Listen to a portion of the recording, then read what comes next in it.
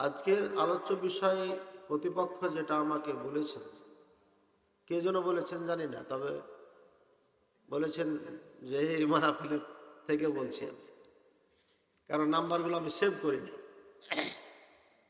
ডায়েরিতে লেখা আছে কিন্তু মোবাইলে সেভ, যার কারণে বলতে পারবো না। তাওহীদ নিয়ে আলোচনা করা, তো কথাটা সত্য যে আলোচনা করার জন্য বলা হয়েছে, কারণ আর এক ভাই বললেন যে আমি দূর থেকে এসেছি, শুনলাম তাওহীদ নিয়ে আলোচনা কর। তো তাওহীদ নিয়ে আলোচনা করলে গন্ডগোল হতে পারে, ঠিক আছে? তাওহীদ নিয়ে আলোচনা করলে কি হতে পারে? গন্ডগোল হতে পারে। এটা আশ্চর্য কথা। তাওহীদ নিয়ে আলোচনা করলে যদি মুসলিম সমাজে গন্ডগোল হয়, তাহলে মাহফিলের প্রথমেই ঘোষণা দিচ্ছে ও মুসলমানই না, ও কাফের। তাওহীদের আলোচনা শোনার পরে কেউ যদি আপনার মেনে নিতে না পারে, মন খারাপ করে, পছন্দ না হয়, ঘৃণা করে, তাহলে সে অরিজিনাল কাফের, অরিজিনাল কাফের, অরিজিনাল কাফের, চিরকাল জাহান্নামী, কোনোদিন জান্নাতে যেতে পারবে না। ও বুঝে ঘৃণা করুক আর না বুঝে ঘৃণা করুক, তাতে কোনো পার্থক্য নেই। জেনে করুক আর না জেনে করুক, এক কথা, সদা সর্বদাই যে কোনো অবস্থায় তাওহীদের আলোচনা যদি কেউ ঘৃণা করে, অস্বীকার করে, মন খারাপ করে, মুসলমান থাকে না। এই জন্যই মুআয রাদিয়াল্লাহু তাআলা আনহুকে আল্লাহ রাসূল সাল্লাল্লাহু আলাইহি ওয়াসাল্লাম ইয়ামানে পাঠাচ্ছেন। তখন কিন্তু তাওহীদের ওয়াজ আগে করেছেন। আচ্ছা, আর একটা কথা মনে হয়ে গেল, এর আগে এই মাঠে আমি ওয়াজ করেছি, আশপাশেও মাহফিল হয়েছে, পাশে কোন গ্রামে যেন হয়েছে। ও ভাইয়েরা এখানে আসছেন, কতদিন আগে আসছিলাম এখানে, 20 সালে, মোটামুটি কয় বছর, তাহলে 4 বছর হয়ে গেল না? এর মানে আবার ডেকেছেন 24 সালে, আর অর্থ যে আপনারা আমাকে ভালোবাসেন, ঠিক কিনা? ভালোবাসার পরও 4 বছর কাটাইলেন কেমন?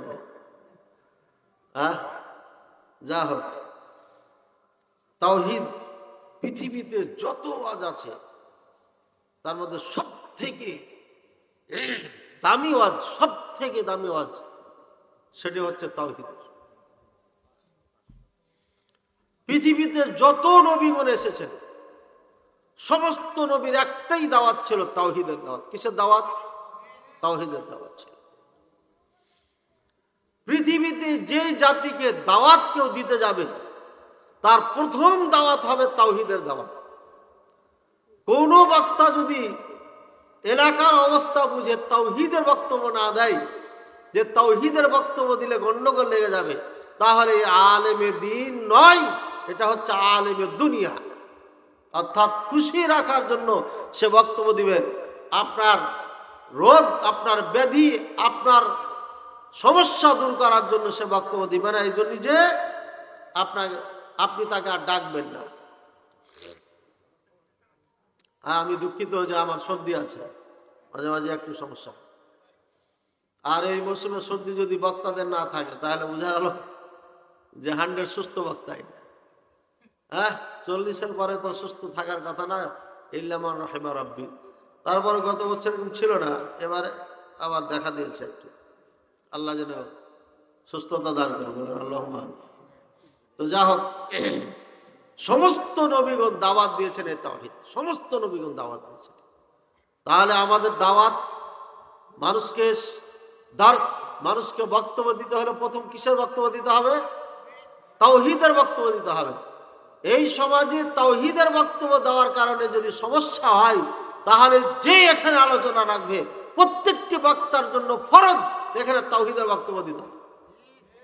সুন্নাত ওয়াজিব বলিনি, সুন্নাত বলি নাই, কি বলেছি? ফরজ বলেছি। মুসলিম হয়েও যদি তাওহীদ না বুঝে, তাহলে পারে ওই সমাজে তাওহীদের বক্তব্য দেওয়া ফরজ, এতে কোনো সন্দেহ নেই। দেখেন কেমন গুরুত্ব।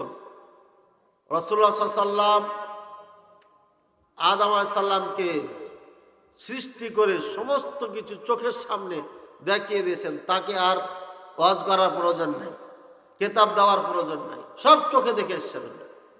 এরপরে যে নবীগণ এসেছেন, নূহ আলাইহিস সালাম, তিনি দাওয়াত দিয়েছেন। কিসের দাওয়াত দিয়েছেন বলেন তো? তাওহীদ কি? লা ইলাহা ইল্লাল্লাহ।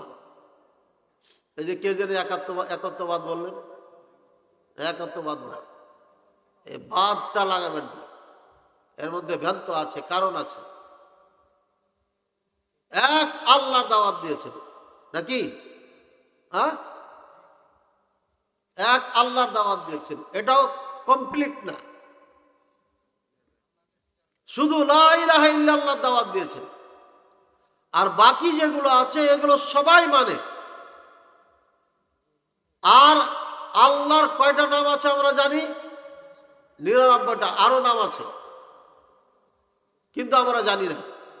আমরা যেটা জানি 99টা জানি। 99টা নাম যে অর্থ, যেই জিনিসটা বুঝায়, ওটাকে ওইভাবেই মুখস্থ করা এবং বিশ্বাস করা এবং ওইভাবেই অন্তরে গেঁথে নেওয়া। বুঝেছেন?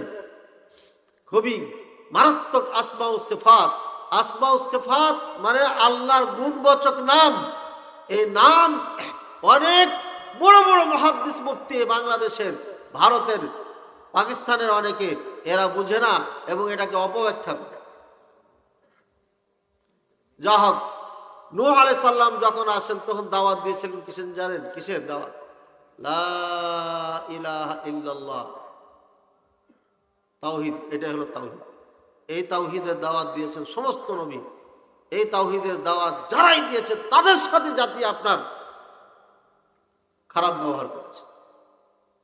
নূহ আলাইহিস সালামের সঙ্গে খারাপ ব্যবহার করেছে না করে নাই? এমন খারাপ ব্যবহার করেছে যে শেষমেশ আল্লাহ তাআলা সবাইকে ধ্বংস করে দিয়েছে, কাউকে রাখে নাই। শুধুমাত্র মান আমান ইল্লা মান আমানা, যারা ঈমান এনেছিল 40 জন, তাও আবার 40 জন, বেশি না। তাহলে কি পরিমাণ একজন নবীকে তারা কষ্ট দিয়েছিল, যার কারণে পুরো জাতিকে আল্লাহ ডুবিয়ে মেরে ফেলেছেন। সুবহানাল্লাহ। চিন্তা করেছেন? এটা তো ওয়াজ, আমার কথা। 950 বছর নূহ আলাইহিস সালাম তাদের মাঝে ছিলেন, আর প্রত্যেককে ধরে ধরে বুঝিয়েছেন। 950 বছর থেকে বাদই দিলাম 50, 150 বাদ দিয়ে দিন, তাহলে থাকে কত? 800 বছর যদি একজন মানুষ দাওয়াত দেয় এই টাঙ্গাইলে, প্রত্যেকটি মানুষকে ধরে ধরে দাওয়াত দিতে পারবে না? প্রত্যেকটি মানুষকে উনি ধরে ধরে দাওয়াত দিয়েছে, কিন্তু কেউ মানেনি। মাত্র 40 জন মেনেছে। আল্লাহু আকবার। এরপরে তিনি অপারগ যখন হয়ে গেলেন, তখন আল্লাহর কাছে দোয়া করলেন, আল্লাহুম্মা, আল্লাহ তুমি লা তাদারহু, এদেরকে ছাড়ো না, সবকে ধ্বংস করে দাও। যেমন দোয়া করা, সাথে সাথে কবুল। নবী কোন জাতিকে আল্লাহ ধ্বংস করেন না যতক্ষণ পর্যন্ত কোন দায়ী দাওয়াত দেওয়ার পরে, তাকে প্রত্যাখ্যান করার পরে যখন সে আল্লাহর কাছে দোয়া করে, তখন আল্লাহ তাকে ধ্বংস করে। ইমাম বুখারী রাহিমাহুল্লাহ, তার সঙ্গে তার এলাকার কিছু আলেমেরা, মুলবি সাহেবেরা এবং ওই সময়কার ক্ষমতাসীন, ক্ষমতাধর বাদশাহ খারাপ ব্যবহার করেছিল, নিজ এলাকার থেকে তাকে তাড়িয়ে দিয়েছিল। সেদিন তিনি দোয়া করেছিলেন, আল্লাহ তাদের বিচার করে দাও। আল্লাহ 1 মাসের মধ্যে তাকে ক্ষমতাচ্যুত করেন এবং এমন রোগে আক্রান্ত করেন, তড়পা তড়পা তড়পে মারা যায়, ধুকে ধুকে মারা যায়। এটা হচ্ছে দায়ীদের দুয়ার পাওয়ার। যদি সত্যিকারই সে দায়ী হয়, তাহলে পারে আল্লাহ তার দোয়া কবুল করে নেবেন।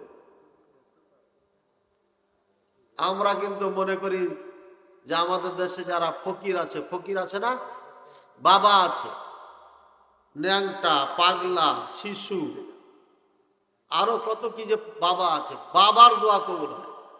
এইগুলো দোয়া কবুল হবে না। যাদের মাঝে তাওহীদ নাই, যারা কোরআন সুন্নাহর দিকে মানুষকে ডাকে না, এরা কোটিবার দোয়া করলে দোয়া কবুল হবে না। এদেরকে দেখে কোনো ভয় করিয়েন না। মনে করছে বাবাকে কি বললে কি হয়ে যায়। এই জন্য ন্যাংটা পীরের মাজারে আপনার টাকা দিচ্ছে মানুষ, বাক্স খুললি 3 কোটি 4 কোটি টাকা বের হয়। নাউযুবিল্লাহ সুবহান নাউযুবিল্লাহ। কিশোরগঞ্জে না আগামী 20 না 21 তারিখে মাহফিল আছে।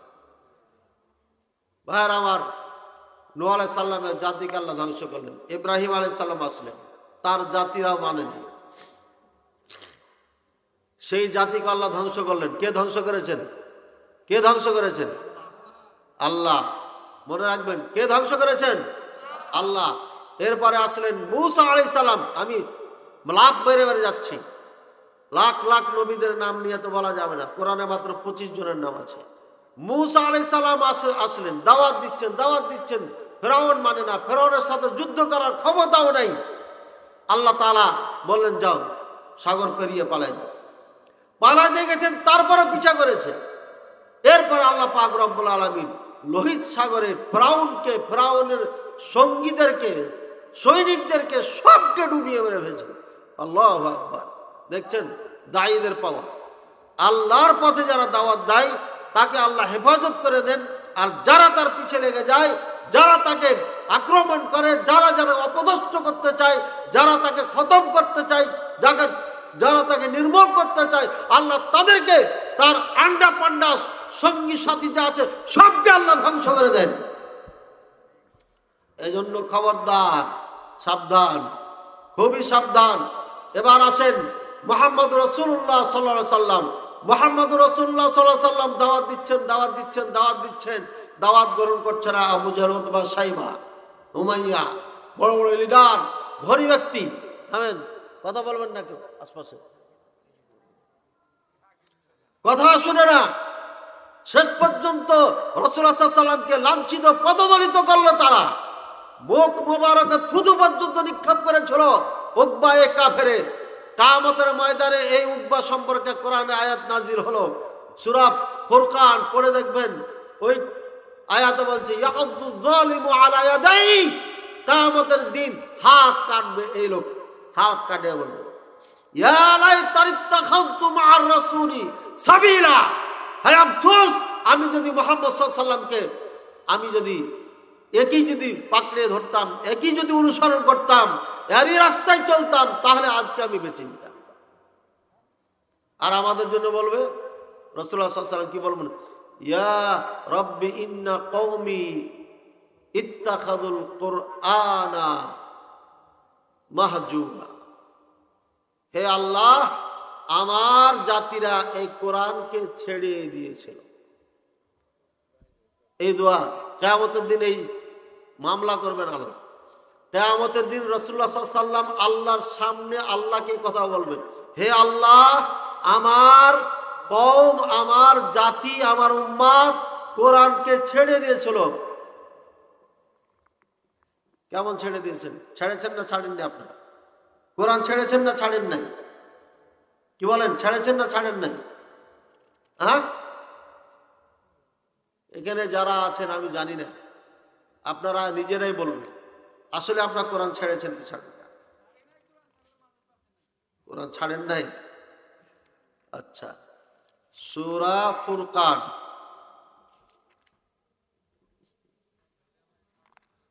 ইয়া রাব্বি ইন্না হাযাল কুরআনা ইত্তাখাযু, আমার জাতিরা, আমার কওমেরা এই কোরআনকে ছেড়ে দিয়েছিল।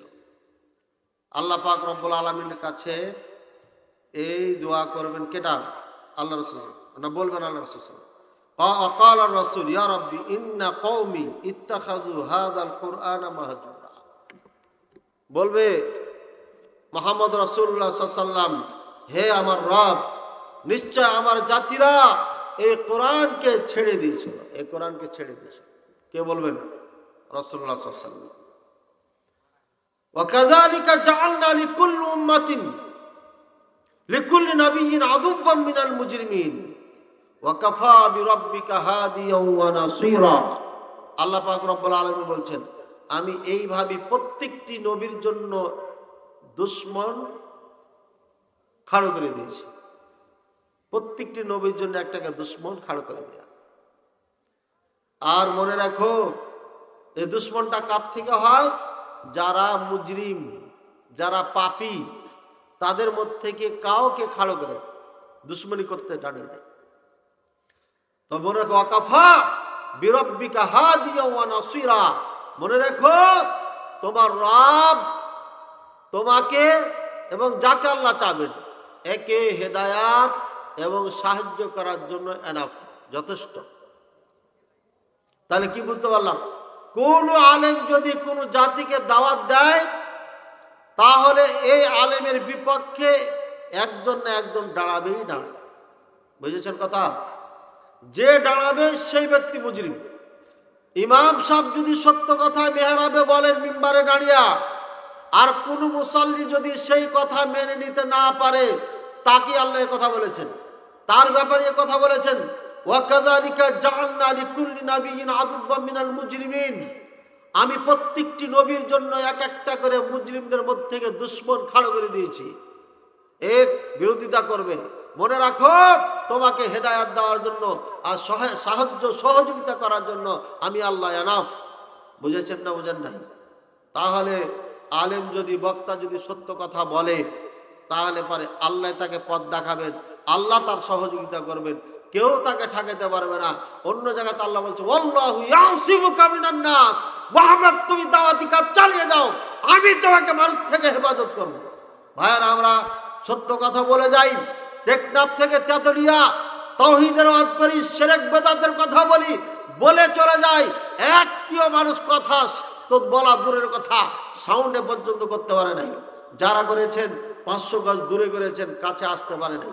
শুধু একদিন আমার জীবনে ঘটে গেছে, 26 জন নাকি 36 জন মৌলবি সাহেব, 36 জন মৌলবি মুফতি এসে, হেড মুফতি আমার এখানে বসা আর বাকিগুলো ওখানে বসা, ঠিক আছে, আমাকে ঠকাবে এই জন্য এসছে। এমন ঠকাইলাম যা আর উত্তর দিতে পারলো না, পরে সবটি পালাইছে। 1.5 ঘন্টা মাহফিল করে যখন চলে যায় রোড দিয়া, তখন বলছে, হুজুর থামেন, আপনার সাথে মুনাজারা হবে। দেখছেন কা পুরুষ কাকে? 1.5 ঘন্টা ওয়াজ করলাম, আসলো না, চলে যাচ্ছে, তখন কাছে মুনাজারা করবে। এই হলো আমাদের দেশের পাগল কিছু মুলবি আছে, একদম লেজ কাটা মুলবি। না তাদের এলেম আছে, না তাদের আমল আছে, না আখলাক আছে, না চরিত্র আছে, কিচ্ছু নাই, একদম ভাঙা ঢোল তারা। এদের দিকে প্রতারিত হবেন না। জুব্বার হাবা কাবা গায়ে দিলে মৌলবি হয় না। মৌলবি হওয়ার জন্য লেখাপড়া করা লাগে, মৌলবি হওয়ার জন্য কোরআন সুন্নাহ বুঝা লাগে। যেই মৌলবি কোরআন সুন্নাহ বুঝে সেই মৌলবি কখনো তাওহীদের বিপক্ষে হস্তক্ষেপ করতে পারে না, দাঁড়াইতে পারে না। সত্যিকারে যারা কোরআন সুন্নাহর কথা বলে সেই আলেমদের বিপক্ষে ভূমিকা তার থাকতেই পারে না। বুঝেছেন? আর এই শেষ জমানায় সত্যিকারে মৌলবি চিনবেন কেমনে? সময় থাকলে আমি বলে দেবো, আর না হলে সামনে যাই। মুহাম্মদ রাসূলুল্লাহ সাল্লাল্লাহু আলাইহি ওয়াসাল্লামের বিদ্যারাচন যারা করেছিল, বদরের যুদ্ধে কয়জনে কল্লা পার হয়েছিল? কয়জনের বলছেন না কেন? জানেন না কতজনের? বদরের যুদ্ধে কয়জন কাফেরের কল্লা পার করেছিল মুসলমানেরা? বলেন, জানেন না? যুদ্ধের ইতিহাস গেলে ইমাম সাহেব ধারাবাহিকভাবে বলবেন, যত যুদ্ধের ঘটনা আছে, আপনারা তো প্রতিদিন খুতবা দেন একই মসজিদে, ধারাবাহিকভাবে আলোচনাগুলো করবেন। রাসূলুল্লাহ সাল্লাল্লাহু আলাইহি ওয়াসাল্লামের জীবনী একদম ধারাবাহিকভাবে আলোচনা করবেন। রাসূলুল্লাহ সাল্লাল্লাহু আলাইহি ওয়াসাল্লামের জীবনী বলার পরে মাঝে মাঝে ধরেন 4টা জুমা হয় মাসে, কয়টা? 4টা হয়। 2টা তাওহীদের উপরে রাখেন, আল্লাহ সম্পর্কে, আর 2টা রাসূলুল্লাহ সাল্লাল্লাহু আলাইহি ওয়াসাল্লাম সম্পর্কে। এভাবে ভাগ করে নেন। প্রথম দ্বিতীয় জুমা হবে তাওহীদের উপরে, আর তৃতীয় চতুর্থ জুমা হবে মুহাম্মদ রাসূলুল্লাহ সাল্লাল্লাহু আলাইহি ওয়াসাল্লামকে নিয়ে। এভাবে ধারাবাহিক খুতবা দিবেন। এত সহজ হয়ে গেছে যে বলার কোনো অপেক্ষা রাখে না। একটি কিতাব আপনি অনুসরণ করেন, সিরাতের সব থেকে পৃথিবীর সেরা সিরাতের কিতাবের নাম বলেন তো? 2টা। আর রাহিকুল মাহফুজ। তারপরে বাংলা ভাষায় যদি পড়তে চান, আর একটা বইয়ের নাম আছে বাংলা ভাষীদের জন্য, মাশাআল্লাহ। কমপক্ষে 2টা সিরাতের কিতাব পড়েন, কমপক্ষে 2টা পড়েন। আর রাহিকুল মাকতুম, সিরাতুর রাসূল, ডক্টর আসাদুল্লাহ গালেব স্যার। আরো যদি থাকে আপনার পছন্দ পড়েন, কিন্তু পড়েন সেটা আহলে হাদিসের লেখা হোক আর হানাফিদের লেখা হোক, তাতে কোনো সমস্যা নেই।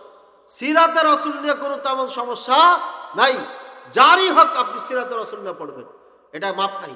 এটা না পড়লে পারে আপনার সন্তানকে না পড়ালে কিয়ামতের দিন ঠেকে যাবে না। মুহাম্মদ রাসূলুল্লাহ সাল্লাল্লাহু আলাইহি ওয়াসাল্লামের বিপক্ষে যারা দাঁড়িয়েছিলেন আল্লাহ তাদেরকেও শেষ করেছেন। এক নয়, দুই নয়, বদরের যুদ্ধে 70 জনকে কল্লা পার করেছিল। কতজনের? কে পার করেছিল? 306 জন মুসলমানদের সৈনিক ছিল। সাহাবায়ে কেরাম বলছে, আমি তো একটা কল্লা পার করলাম, এক কোপে দেখছি আরেকটা কল্লা পড়ে গেছে। ও কিন্তু মারে নাই, সাহাবী কিন্তু মারে নাই। মেরেছে কে? পরে জানতে পারলো যে আল্লাহ পাক রব্বুল আলামিন ফেরেশতা পাঠিয়েছিলেন আর কোরআনে শিখিয়ে দিয়েছে ওয়াদরিবুহুম ফিল আনাক আও ওয়াদরিবুহুম আনাক, যেভাবে কোরআনে আয়াতে ভাবে আছে, কোরআনের আয়াত বানিয়ে বলা যাবে না। কোরআনের আয়াত যেভাবে আছে ভাবে বলা যাবে। এজন্য আমি অনুবাদটা করছি, ওদের গার্দানে মারো। ফেরেশতাকে আল্লাহ শিখিয়ে দিচ্ছেন যে ওদের গার্দানে মারো তলোয়ার। কাফেরদেরকে যদি যুদ্ধের ময়দানে মারতে হয় কোথায় মারবেন? গাদ্দারে মারবেন। তাওহীদের আলোচনার আগে আপনাকে আমি বুঝিয়ে দিচ্ছি, একটা কথা স্মরণ করিয়ে দিচ্ছি, মনে রাখেন। ইসরায়েল ফিলিস্তিনে হামলা করে ফিলিস্তিনের বিল্ডিংগুলো, আমি এখানে বসেছিলাম, মাথার মধ্যে চলে আসলো ছকটা। এই বিশাল বিশাল বিল্ডিংগুলোকে মাটির সাথে মিশিয়ে দিয়ে পুরো মরুভূমি বানিয়ে ফেলেছে। গোটা বিশ্বের মানুষ চেয়ে চেয়ে দেখছি আমি। অথচ ইন্ডিয়াতে 2 জন নারীকে নির্যাতন করেছিল। কয়জন? মুসলমানদের 2 জন নারীকে নির্যাতন করেছিল। আর ওই সময় ওই মেয়েদের মধ্যে 2 জনের একজনের চিৎকার করে বলেছিল যে কোথায় মুহাম্মদ সাল্লাল্লাহু আলাইহি ওয়াসাল্লামের সৈনিকেরা, তোমরা কোথায়? হে আরবের সৈনিকেরা কোথায় তোমরা? তোমার বোনের অসম্মানী করছে এই ইন্ডিয়ার হিন্দুরা। এই চিৎকার করে যখন আহ্বান জানিয়েছিলেন, এই আওয়াজ সে আরবদের মুহাম্মদ রাসূলুল্লাহ সাল্লাল্লাহু আলাইহি ওয়াসাল্লামের সৈনিকদের কানে পৌঁছে যায়। আর মুহাম্মদ বিন কাসিমের নেতৃত্বে এদেশে কাফের আসে, যুদ্ধ করে এই ভারতবর্ষকে স্বাধীন করে মুসলমানদের হাতে উঠিয়ে দিয়ে যায়। এ হচ্ছে মুসলমান। কোটি কোটি হিন্দুদেরকে তলোয়ার দিয়ে সাইজ করে এদেশে রাজত্ব কায়েম করেছিল মুসলমানে। আর এই কাপুরুষ মুসলমান ধীরে ধীরে ধীরে এই রাজত্বকে হারিয়েছে। চোখের সামনে মা বোনদেরকে ইজ্জত হানি করছেন, নির্যাতন করছে, মসজিদ একটা পর একটা বুলডোজার দিয়ে গড়িয়ে দিচ্ছে। এই মোদী সন্ত্রাস, এই জঙ্গি টেররিস্ট আমরা চেয়ে চেয়ে দেখে আসি। আমাদের মনের মধ্যে কোনো ব্যথাই জাগে না।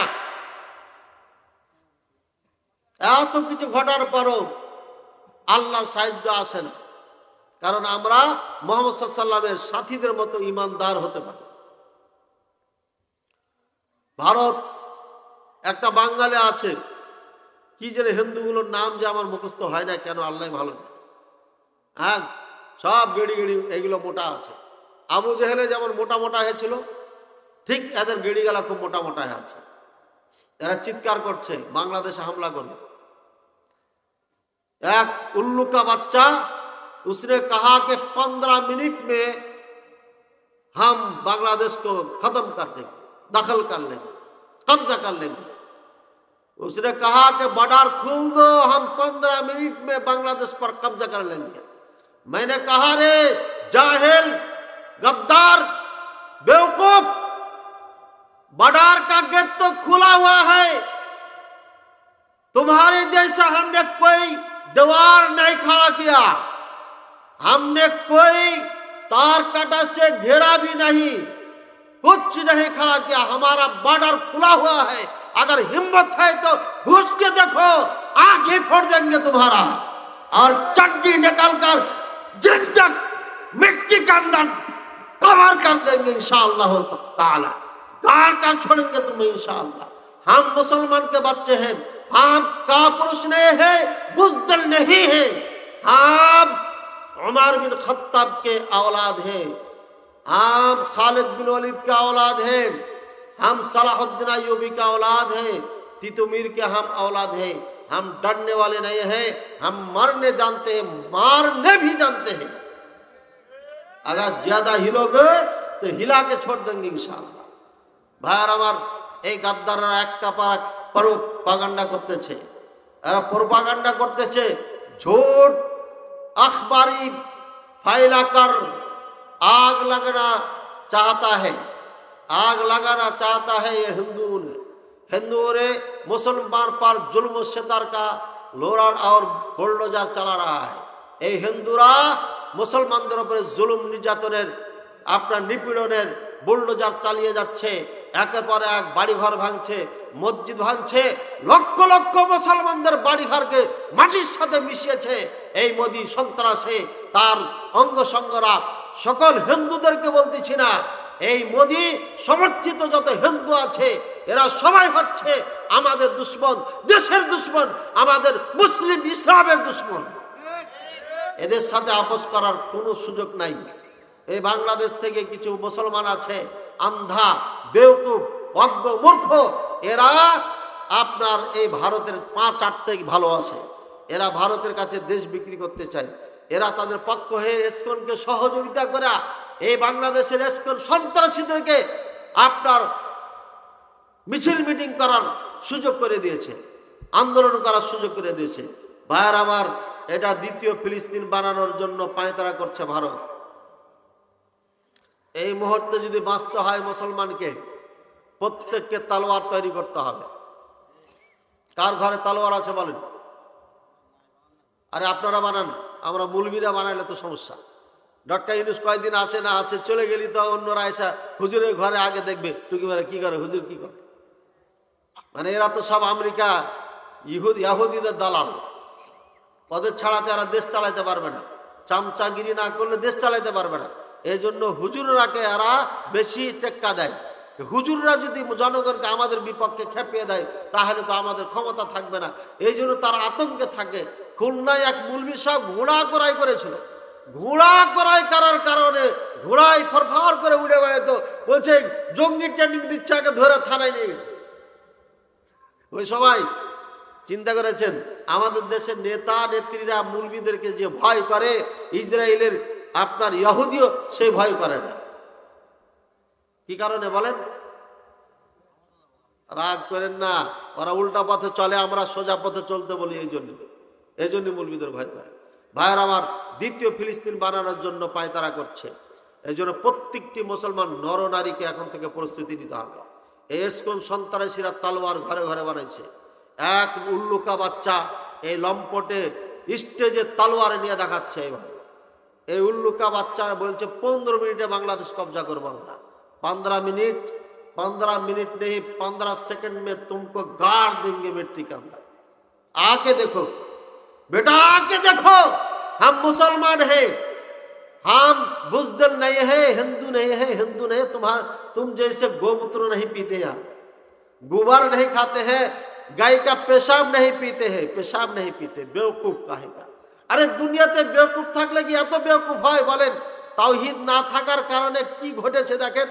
এরা দুধ পানিতে ঢালছে, দুধ কি করে পানিতে ঢালে, আর গায়ের ওইখানে হাত লাগিয়ে পেশাব খায় আর দুধ পানিতে ফেলে দেয়। এমন বোকা জাতি দুনিয়াতে আছে বলেন তো? এক সাংবাদিক কইতেছে, এই তোমরা গায়ে কান করে মা হলো, কইছে আমারে ধর্ম কি কিতাব মে হ্যায়। তো সে ওই বলতেছে ধর্মের কিতাবে কোথায় আছে বেটা, ধর্মের কিতাবে কোথায় আছে? ও আর বলতে পারে না। ওই যে আর বেওকুফ জাহেল মূর্খ ঠাকুরে বলেছে যে আমাদের ধর্মে আছে গায়ে মা, বাস মা বানিয়ে ফেলেছে। তো সাংবাদিক বলছে যদি কেউ বকরি को চাচা বানা লিয়া তো क्या करेगा? বকরি যদি কেউ বলে আমার এটা চাচা, তখন কি করবি তুই? বকরি খাবি না? বকরি তো চাচি হবে না, চাচা হবে না।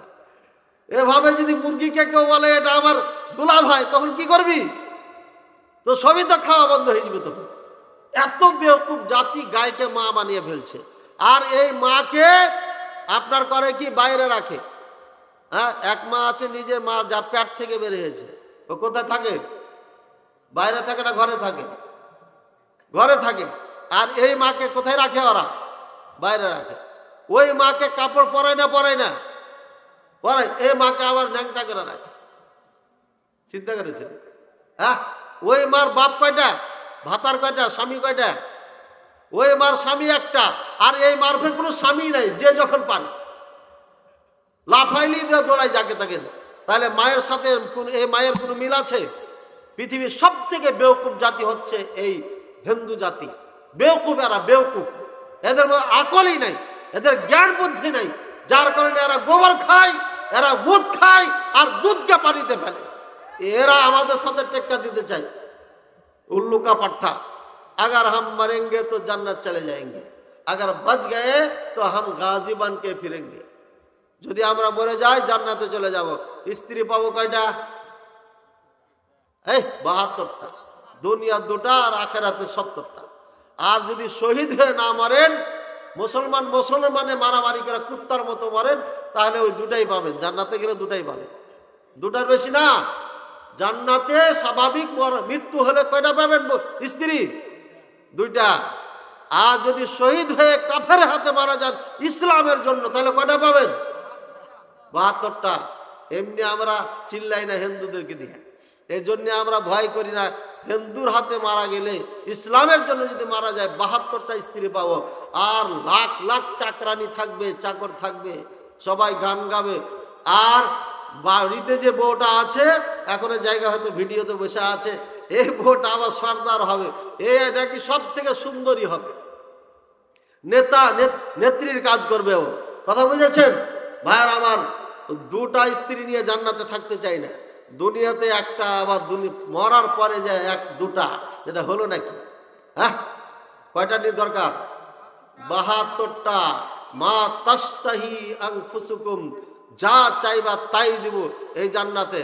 সুতরাং সব দিবে আপনাকে, কিন্তু স্ত্রী এত দিবে না, মাত্র পেটে দিবে, 2টা দিবে। আর যদি শহীদ হয়ে মরতে পারেন, তাহলে 72টা দিবেন। এই জন্য প্রত্যেকটি মুসলমান নরনারীকে এখন থেকে ট্রেনিং নিতে হবে। আমি সরকারকে বলেছি, এখনো বলছি, প্রত্যেকটি সন্তানকে আপনার সশস্ত্র প্রশিক্ষণ দেন। প্রত্যেকটি সন্তান প্রত্যেকটি স্কুল মাদ্রাসায় প্রশিক্ষণ দেন। আপনি সরকারিভাবে প্রশিক্ষণ দিলে এই সন্তান দেশের বিপক্ষে যাবে না, দেশের ভালোবাসা সৃষ্টি হবে।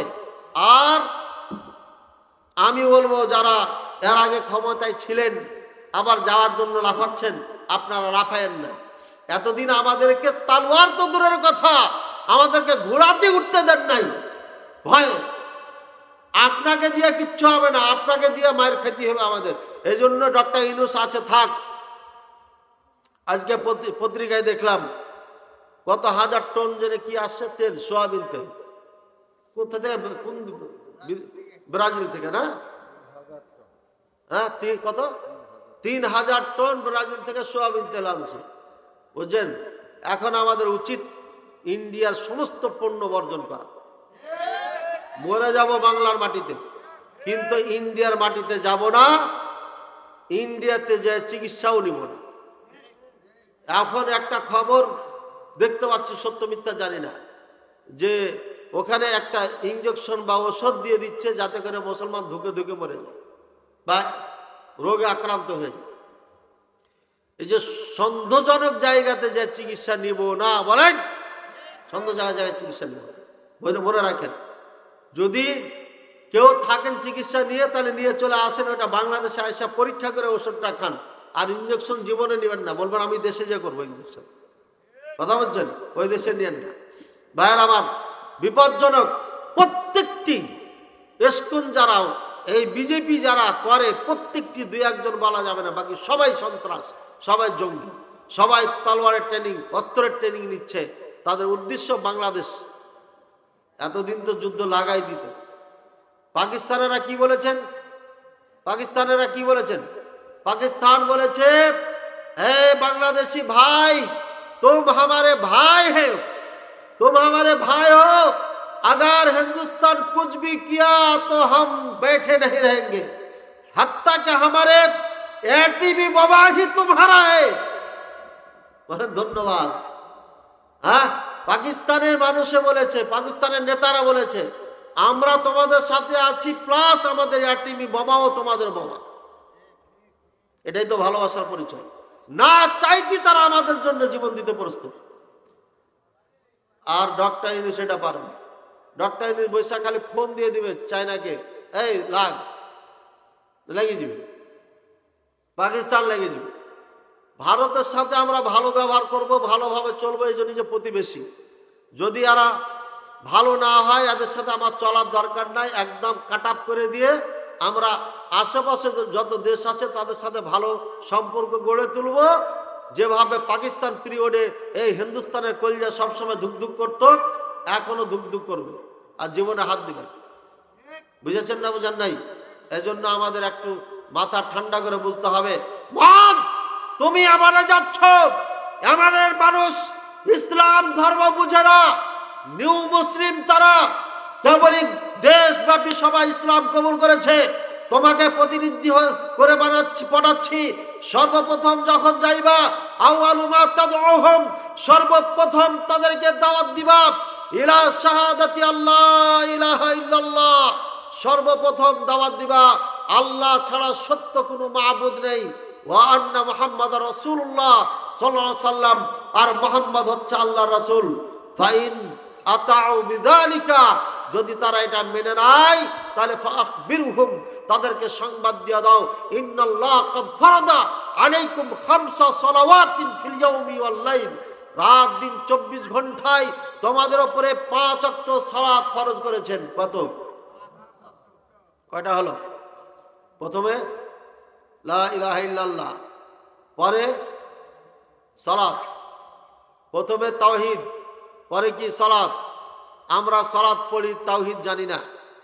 আমরা সালাত পড়ি, তাওহীদ জানি না, যার কারণে আজকে কাফেররা আমাদেরকে এইভাবে আমাদের উপরে অ্যাটাক করেছে।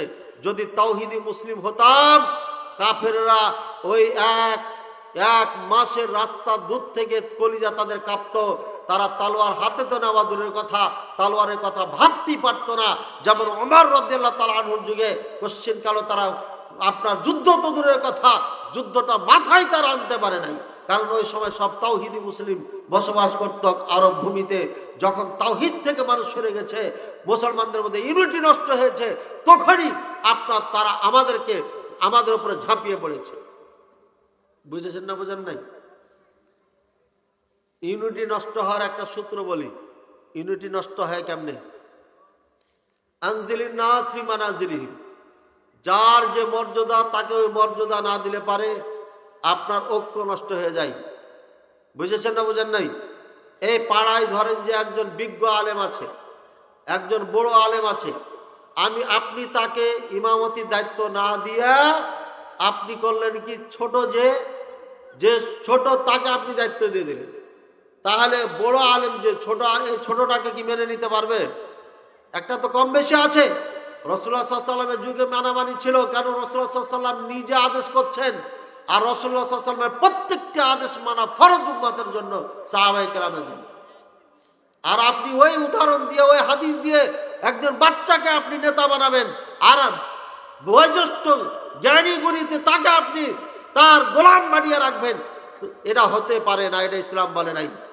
রাসূলুল্লাহ সাল্লাল্লাহু আলাইহি ওয়াসাল্লাম বলে দিয়েছেন, খিয়ারুকুম ফিল ইসলাম ফিল জাহিলিয়া খিয়ারুকুম ফিল ইসলাম, তোমাদের মাঝে উত্তম যে ব্যক্তি জাহিলি যুগে ছিল, ভালো ছিল, সম্মানী ছিল, আপনার ইসলামে এসেও সে ব্যক্তি তোমাদের মাঝে সম্মানী, উত্তম এবং সে ব্যক্তি মর্যাদাবান। সুতরাং আনজিলিন নাস ফি মানাজিলিহিম করতে হবে। এটা যদি না থাকে আপনার ইউনিটি নষ্ট হয়ে যাবে। মুহাম্মদুর রাসূলুল্লাহ সাল্লাল্লাহু আলাইহি ওয়াসাল্লাম যখন আসলেন, তখনই মক্কার মানুষকে এই দাওয়াত দিয়েছিলেন, হে মক্কাবাসীরা, ইয়া আইয়ুহান নাস কুলু লা ইলাহা ইল্লাল্লাহ তুফলিহু, হে মক্কাবাসী তোমরা লা ইলাহা ইল্লাল্লাহ পড়ো, সফল হয়ে যাও।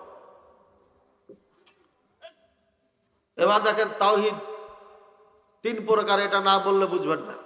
মক্কার মুসলমান মুহাম্মদ সাল্লাল্লাহু আলাইহি ওয়াসাল্লাম সহ মুহাম্মদ সাল্লাল্লাহু আলাইহি ওয়াসাল্লামের সাথে কাফেরদের কি সমস্যাটা ছিল? কাফেরদের সমস্যা ছিল, কাফেররা আল্লাহকে মানত, মুসলমান যারা তারাও মানত, কিন্তু মানার মধ্যে পার্থক্য একটাই, লা ইলাহা ইল্লাল্লাহ। কাফেররা লা ইলাহা ইল্লাল্লাহ মানত না, বাকি সব মানত। আল্লাহ আসমান জমিনের মালিক, সৃষ্টিকর্তা, এটা মানত।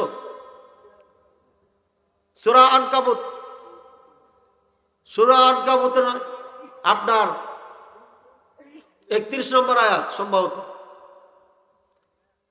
রাসূলুল্লাহ আল্লাহ পাক রব্বুল আলামিন বলেছেন, ওয়ালা ইন সাআলতাহুম মান খালাকাস সামাওয়াতি ওয়াল আরদা ওয়া সাখারা আশ-শামসা ওয়াল কামার লা ইয়াকুলুন্নাল্লাহ। যদি এই মক্কার কাফেরদেরকে আপনি প্রশ্ন করেন আসমান জমিন কে সৃষ্টি করেছেন, চন্দ্র সূর্য কে সৃষ্টি করেছেন, কে পরিচালনা করেন, তাহলে কাফেররা বলবে আল্লাহ, নিশ্চয় নিশ্চয় আল্লাহ। তাহলে আসমান জমিনের সৃষ্টিকর্তা কেটা? চন্দ্র সূর্যের সৃষ্টিকর্তা কেটা? পূর্ব থেকে উঠিয়ে পশ্চিমে অস্ত যায় কার হুকুমে? আবার পশ্চিম থেকে পূর্ব দিকে যায় কার হুকুমে? কিয়ামতের আগে পশ্চিমে উদয় হবে। সেদিন মনে করবেন যে কিয়ামত শুরু হয়ে গেছে, আর সেদিন আর তওবা কবুল হবে না। বিজ্ঞানীরা বলেছে অতি শীঘ্রই পৃথিবীর আবহাওয়া, পৃথিবীর চলন গতি সব চেঞ্জ হয়ে যাবে। পশ্চিম দিকে সূর্য উদয় হবে। ভাইয়ের আবার পশ্চিম দিকে যদি সূর্য উদয় হয়ে যায় তাহলে পরে আর তওবা কবুল হবে না। এই জন্য তওবা করার সময় হচ্ছে এখনই। আল্লাহ, আমার মাহফিলে কথা বললে কথা হয় না, কথা বলবেন না প্লিজ। পশ্চিম দিকে সূর্য উঠে গেলে পরে তওবা কবুল হবে না। এই জন্য তওবা আগে করতে হবে। ভাইয়ের আমার, আল্লাহ পাক রব্বুল আলামিন আমাকে বুঝার তৌফিক দান করুন। আসমান জমিনের সৃষ্টিকর্তা আল্লাহ। আসমান থেকে পানি দান করেন আল্লাহ। জমিন, শুকনো জমিনকে ভিজিয়ে পানি ফসল দান করেন আল্লাহ। এই সবগুলো আপনার আবু জাহাল সহ যত মক্কার কাফেররা ছিল সবাই এটাকে বিশ্বাস করত, কিন্তু তারা একটা জিনিস মানত না, লা ইলাহা ইল্লাল্লাহ। লা ইলাহা ইল্লাল্লাহ মানে কি? লা ইলাহা ইল্লাল্লাহ মানে আল্লাহ ছাড়া সত্য কোনো মাবুদ নাই। রাসূলুল্লাহ সাল্লাল্লাহু আলাইহি ওয়াসাল্লাম যখন সাফা পাহাড়ে দাঁড়িয়ে বক্তব্য দিলেন, হে আমার জাতিরা শুনো, তোমরা লা ইলাহা ইল্লাল্লাহ বলো, কামিয়াব হয়ে যাবে। ইয়া আইয়ুহান নাস কুলু লা ইলাহা ইল্লাল্লাহ তুফলিহু, হে মানব জাতি তোমরা লা ইলাহা ইল্লাল্লাহ বলো, তোমরা সফল হয়ে যাবে। যখন এই কথা বললেন তখন আবু লাহাব বলেছিল, তাব্বাল্লাকা, আল্লাহ তোমাকে ধ্বংস করুক। তাব্বাল্লাকা, তুমি ধ্বংস হয়ে যাও। আলিহাযা দাআওতানা, তুমি আমাদেরকে এর জন্য ডেকেছিলে। কি বুঝলো আবু জেহেল? আবু জেহেল বুঝেছে লা ইলাহা ইল্লাল্লাহ মানে আল্লাহ ছাড়া কোনো মাবুদ নাই, সত্য মাবুদ নাই। তাহলে কাবাতে 360টা যে মূর্তি আমরা রেখে পূজা করছি এটাও নাই। বুঝেছেন? এই জন্য আবু জেহেল রেগে যায় এবং রাসূলুল্লাহ সাল্লাল্লাহু আলাইহি ওয়াসাল্লাম বলতে, তাব্বাল্লাকা আলিহাযা দাআওতানা, ধ্বংস তুমি, এর জন্য তুমি আমাদেরকে ডেকেছিলে।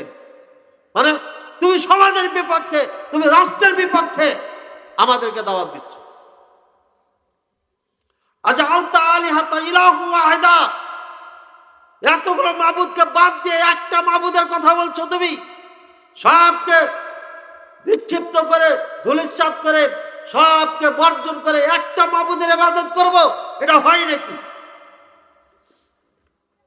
এ হলো আবু জেহেল। লা ইলাহা ইল্লাল্লাহ বুঝে ফেলছো। উতবা সাইবা বুঝে ফেলেছে, আবু জেহেল বুঝে ফেলেছে, কিন্তু আমরা টাঙ্গাইলের মানুষ লা ইলাহা ইল্লাল্লাহ বুঝি না। যার কারণে এখন আমি বক্তব্য দিচ্ছি, আগামীকালকে আর একটা স্টেজ কায়েম হবে, সেদিন আপনি বক্তব্য দিবেন আমরা হিন্দু মুসলিম ভাই ভাই। বলবেন না? বলবেন না? আরে বড় বড় হুজুরে বলছে, আপনি বলবেন না মানে?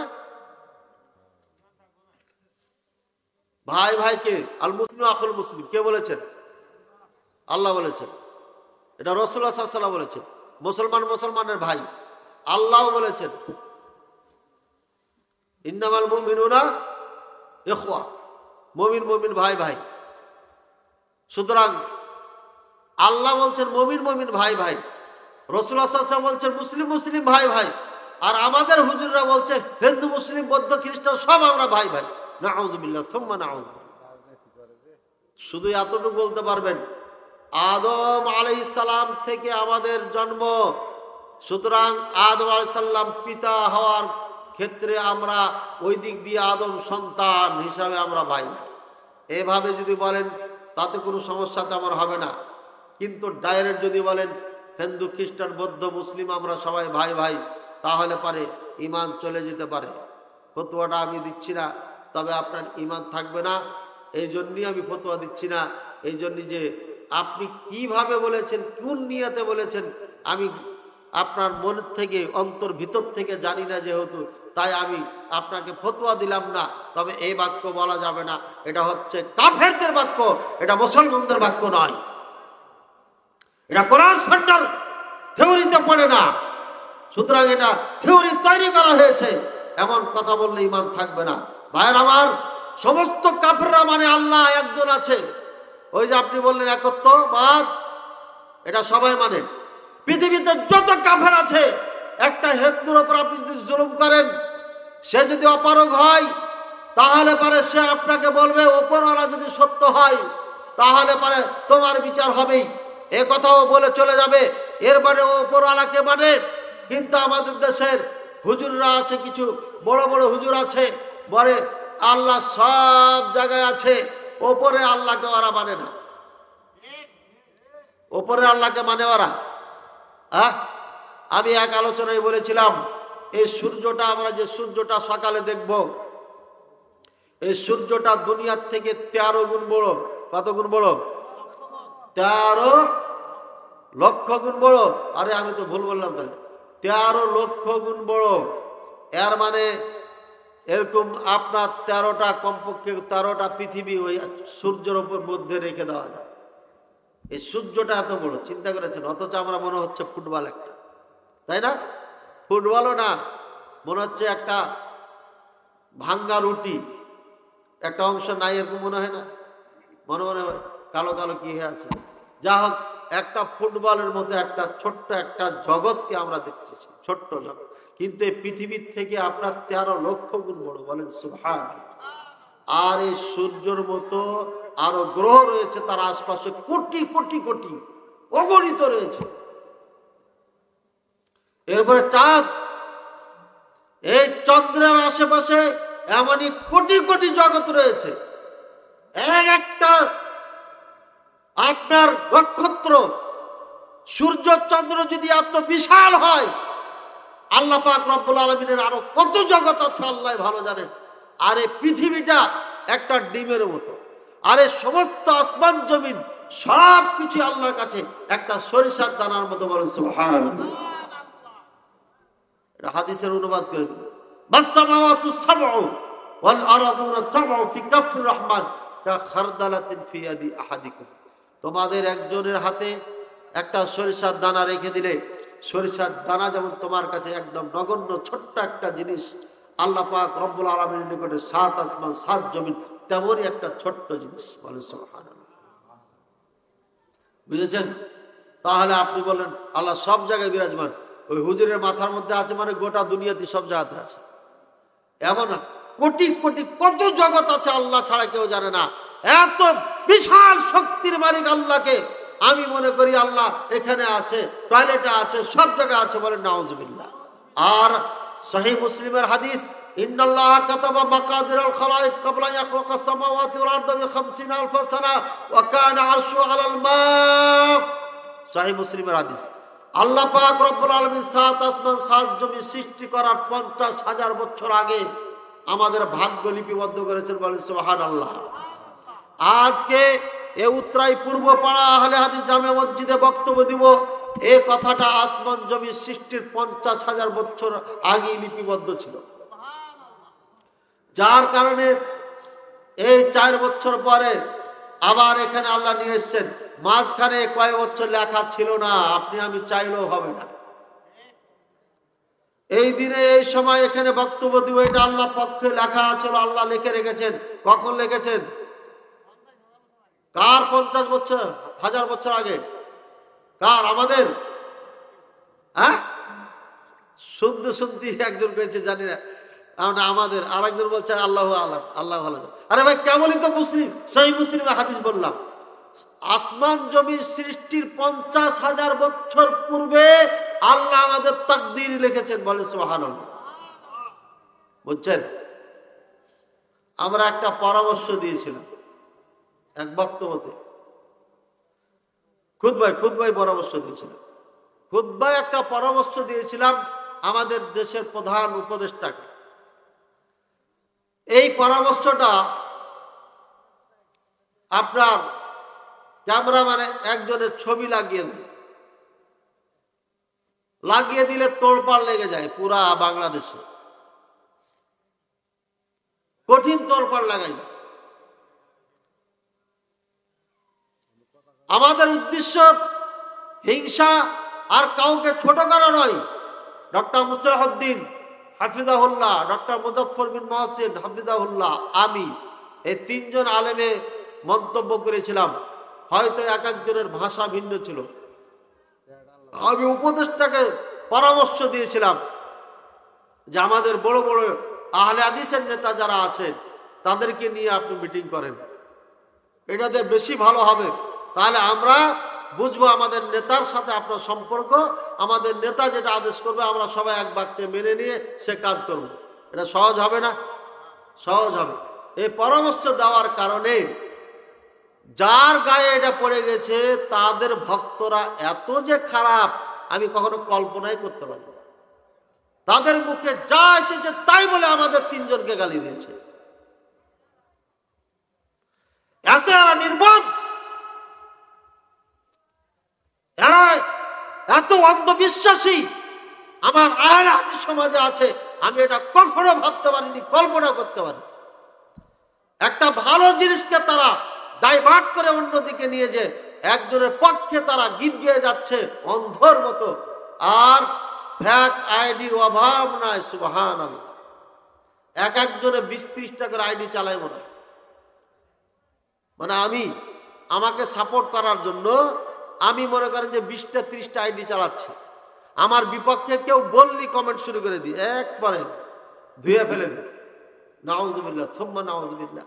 এটা যদি আলেমদের চরিত্র হয়, এটা যদি দায়ীদের চরিত্র হয়, মানুষকে ধোঁকা দিয়ে, মানুষকে টাকা দিয়ে নিজে একাধিক আইডি তৈরি করে আরেকজনের বিপক্ষে প্রপাগান্ডা করি, মিথ্যা ছড়াই, কিয়ামতের দিন আল্লাহ তাআলার কাছে ক্ষমা পাওয়া যাবে না। এগুলো সব নোট হচ্ছে, আল্লাহ বিচার করবি ইনশাআল্লাহ। ডক্টর মুসলিহউদ্দিন হাফিজাহুল্লাহ সংক্ষিপ্ত কয়েকটা বাক্যতে বড় একটা পরামর্শ দিয়েছেন আহলে হাদিসকে এগিয়ে নিয়ে যাওয়ার জন্য। তার এই কথা অনেক মূল্যবান, কিন্তু এই কথাটা বুঝতে পারেনি অন্ধরা, যার কারণে ডাইভার্ট করে আমাদের তিনজনকে নানানভাবে তারা গালিগুলাজ এবং ফোন করে হুমকি পর্যন্ত তারা দিচ্ছে। আল্লাহ তাদেরকে হেদায়েত দান করুন। আর না হলে হেদায়েত যদি না থাকে, এই অন্ধ মোকাল্লিদদেরকে আল্লাহ দুনিয়াতে শাস্তি দাও, আখিরাতেও শাস্তি দাও। আমরা যেন দেখে আমাদের চোখ যেন শীতল হয়, ঠান্ডা হয়।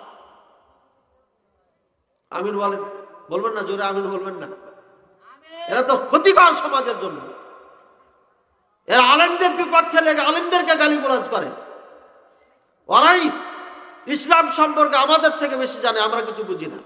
আমরা একটা কথা বললে আমাদের কথার মধ্যে দূরদর্শিতা থাকে, কাউকে খাটো করা থাকে না। খাটো করলে অনেক পয়েন্ট আছে, অনেক কথা আছে খাটো করার মতো, আমরা জীবনে মুখ খুলিনি। বাড়াবাড়ি করলে পারে, বাধ্য হলে পারে, তখন আবার বসে থাকতে পারবো না। আল্লাহ তাদের বুঝার তৌফিক করুন, বলেন আমিন। আল্লাহ ভাই আমার তাওহীদ হচ্ছে এটা, লা ইলাহা ইল্লাল্লাহ, আল্লাহ ছাড়া সত্য কোনো মাবুদ নাই। এই লা ইলাহা ইল্লাল্লাহর জন্য আল্লাহ পাক রব্বুল আলামিন নিজে বলেছেন, ওয়ালাকাদ বা'আসনা ফি কুল্লি উম্মাতির রাসূলা আন ইয়াবুদুল্লাহ ওয়াজতানিবুত তাগুত। আমি প্রত্যেকটি জাতির জন্য রাসূল প্রেরণ করেছি, মাত্র 2টা কাজ করবে। 1 নম্বর আমার ইবাদত করবে, আর দ্বিতীয় কাজ করবে আমার ব্যতীত যত মানুষের ইবাদত করা হয়, গাছপালার ইবাদত করা হয়, বুত মূর্তি পাথরের পূজা করা হয়, সমস্ত মাবুদকে বর্জন করবে তারা, তাগুতকে অস্বীকার করবে তারা, তাগুত থেকে দূরে থাকবে তারা। তাগুত হচ্ছে ইবলিস শয়তান, ইবলিস শয়তান থেকে দূরে থাকবে। তাগুত হচ্ছে আল্লাহ রসুলের বিধানের বাইরে যারা যে আদেশ করে সেটা তাকিদ বলা হয়। সেটা নেতা হতে পারে, মসজিদের ইমাম হতে পারে। মসজিদের ইমাম সাহেব আপনাকে বলবে, ভাই রফুল আদাইন করিয়েন না, রফুল আদাইন এটা আমাদের মাযহাবে নাই, এটাই হচ্ছে তাগুত। কারণ রফুল আদাইনের হাদিস বুখারীতে আছে, সহিহ মুসলিমে আছে। এটা যদি কেউ অস্বীকার করে কাফের হয়ে যাবে, মুসলমানের খাতায় নাম থাকবে না। এটাই হচ্ছে তাগুত। এই মৌলবীর আনুগত্য কেউ করলে ইসলাম তার থাকবে না, ঈমান থাকবে না। আমি চ্যালেঞ্জ করছি, কোন মৌলবীর পাটা থাকলে আমার সাথে কথা বলতে পারে। 18 সালে চ্যালেঞ্জ করেছি, নাম ধরে ঘুরে বেড়াচ্ছি, খুঁজে বেড়াচ্ছি। 2 বছর বই নিয়ে গাড়িতে ঘুরে বেড়াচ্ছি, আর কেউ আসে নাই। এই জন্য এবছর থেকে আর বই নিয়ে বেড়াই না। তবে বই লাগবে না, তাদের বই উত্তর আছে।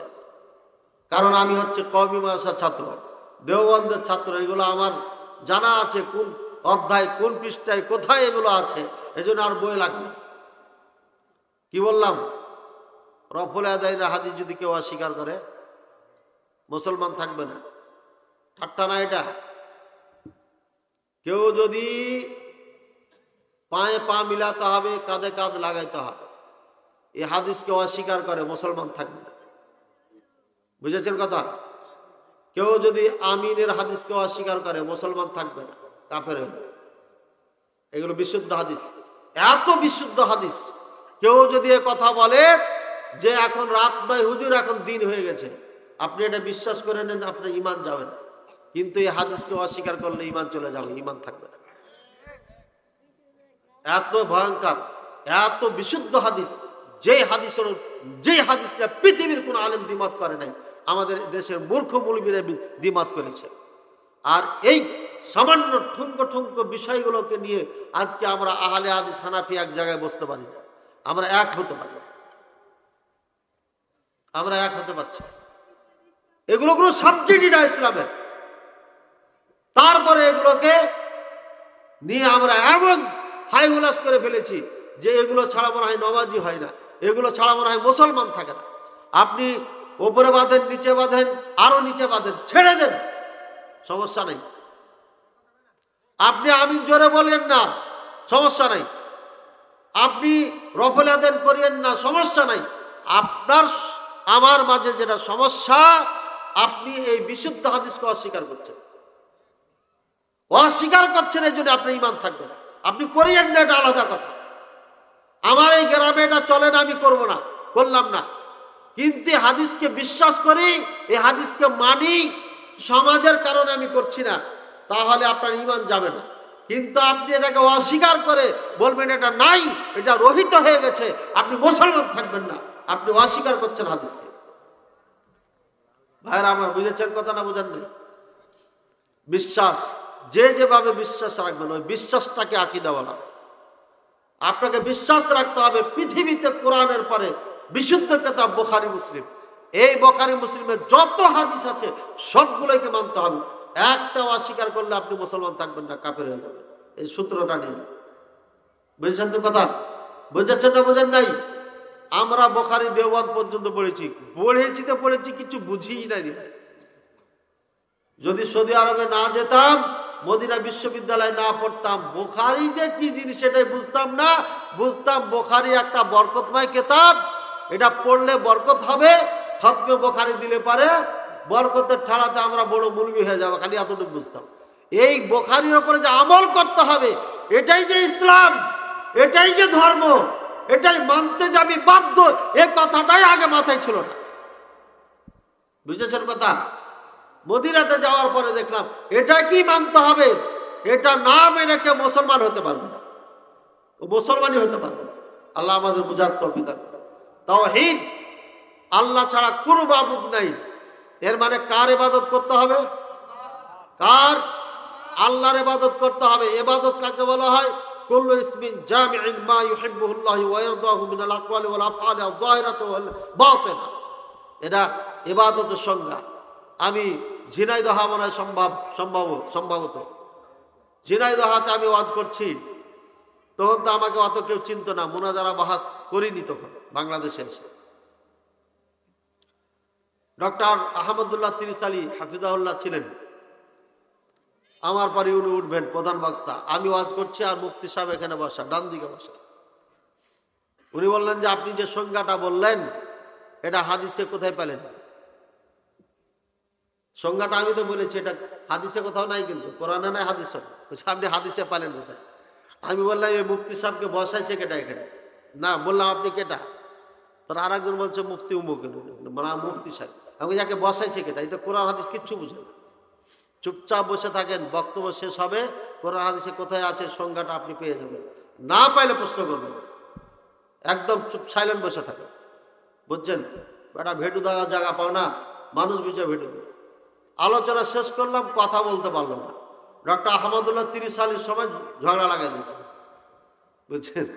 তো আমি উঠে স্টেজে যাবো, ইতিমধ্যে দেখলাম যে প্রতিপক্ষ একদম বলছে চুপচাপ একদম মাথা নিচে করে হেঁটে চলে যান, না হলে একদম ব্যারিয়ার শটাং করে সোজা করে দেবো, এভাবে মাইকে বলবো। তো বুঝতে পারলাম যে আর যাওয়ার দরকার নেই, সোজা হয়ে গেছে। বুঝছেন? এত বেয়াদব হয় নাকি? সত্য কথা মানতে এত কষ্ট হয় কেন?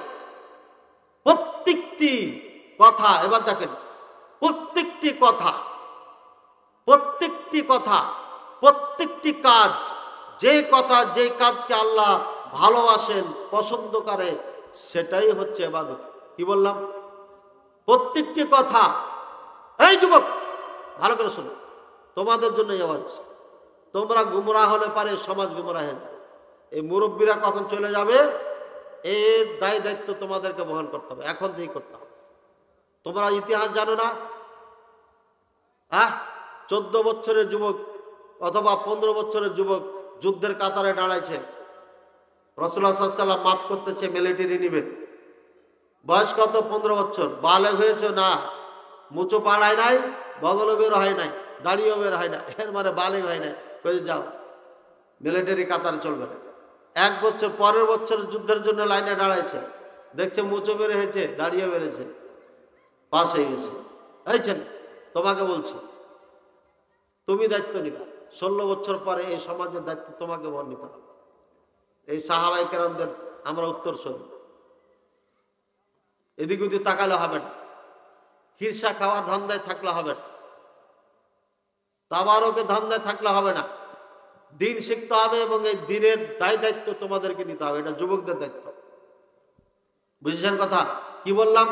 প্রত্যেকটি কথা এবং কাজ, যেটাকে আল্লাহ ভালোবাসেন, যেটাকে আল্লাহ পছন্দ করেন, সেটা ইবাদত। এবার দেখেন, সালাত পড়ছি, আল্লাহু আকবার বলে দাঁড়াইলাম, এটা কাজ না? কাজ না? পছন্দ করে না? করে না? তাহলে এই কাজ কোরআনে আছে না নাই? হাদিসে আছে না নাই? ইবতিসামুকা আলা ওয়াজহি আখিকা সাদাকাত।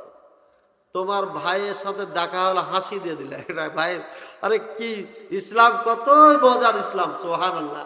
কত যে ভালো একটা ধর্ম আমরা পেয়েছি, আলহামদুলিল্লাহ।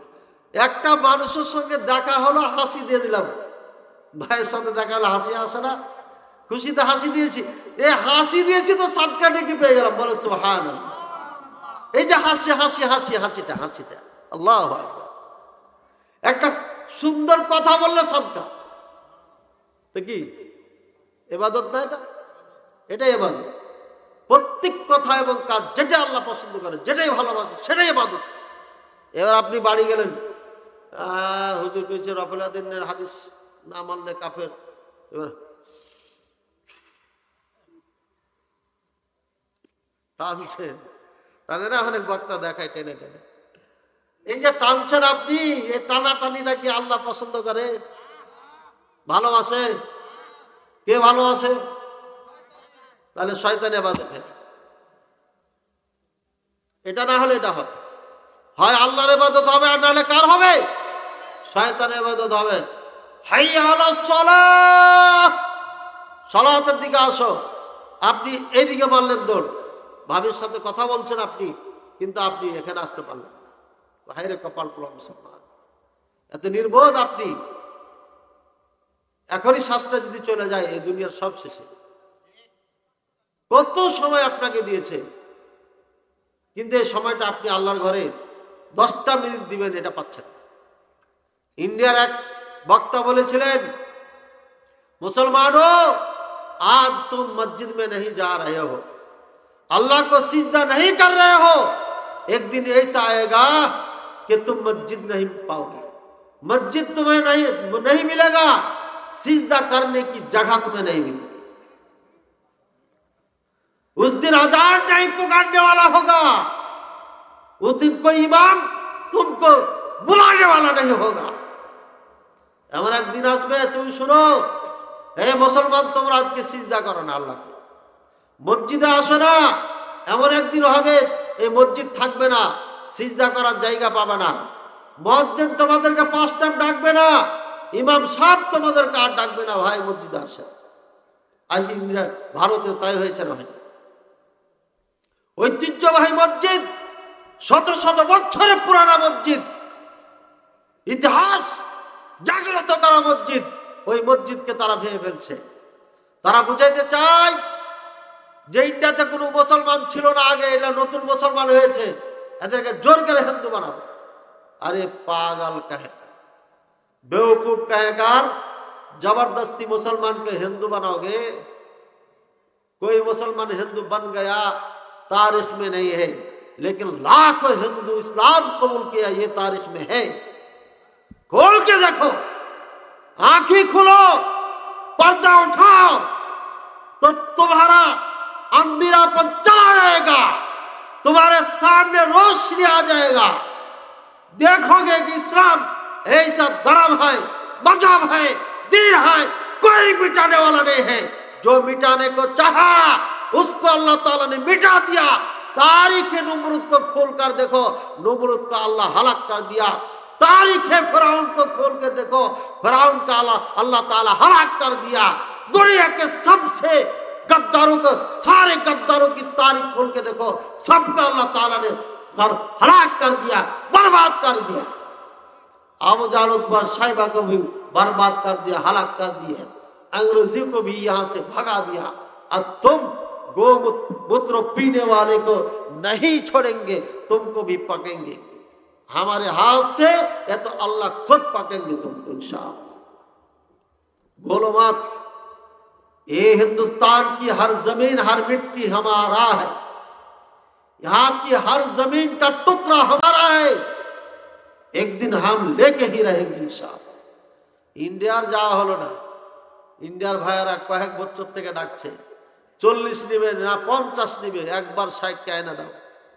বারবার ফোন আসছে, আমাদের দেশে ভারতের বক্তারা আসছে, তারাও বলতেছে চলেন একবার চলেন, কিন্তু এসব বক্তব্য দিলে যাওয়া যাবে?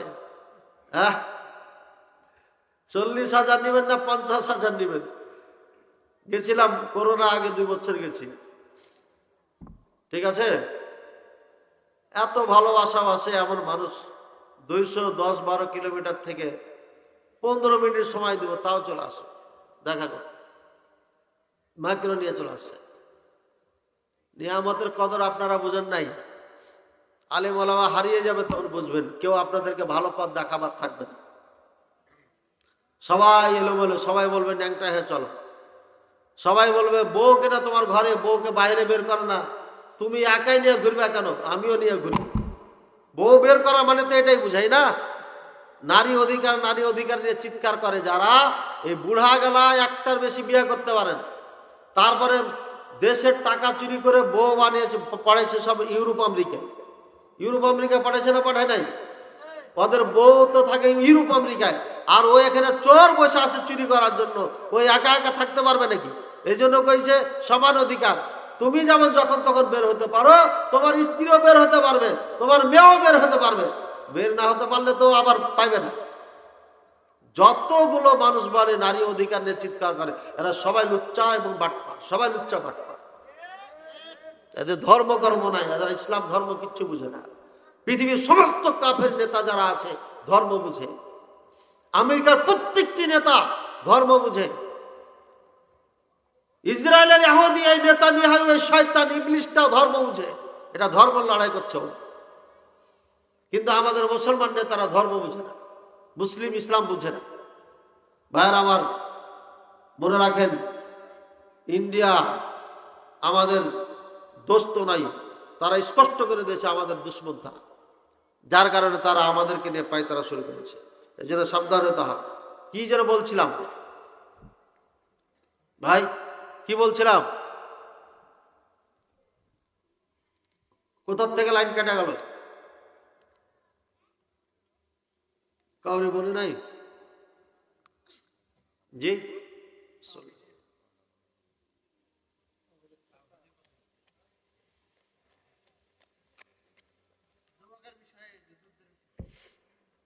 এটা তো পরে। জি, এটা তো অনেক পরে, লাইন কাটলো কোথায়? জি, এটা তো পরে বললাম না, আর হয়েছে কোথায়? এর আগে কি বলছিল? হ্যাঁ, ভুলে গেছেন?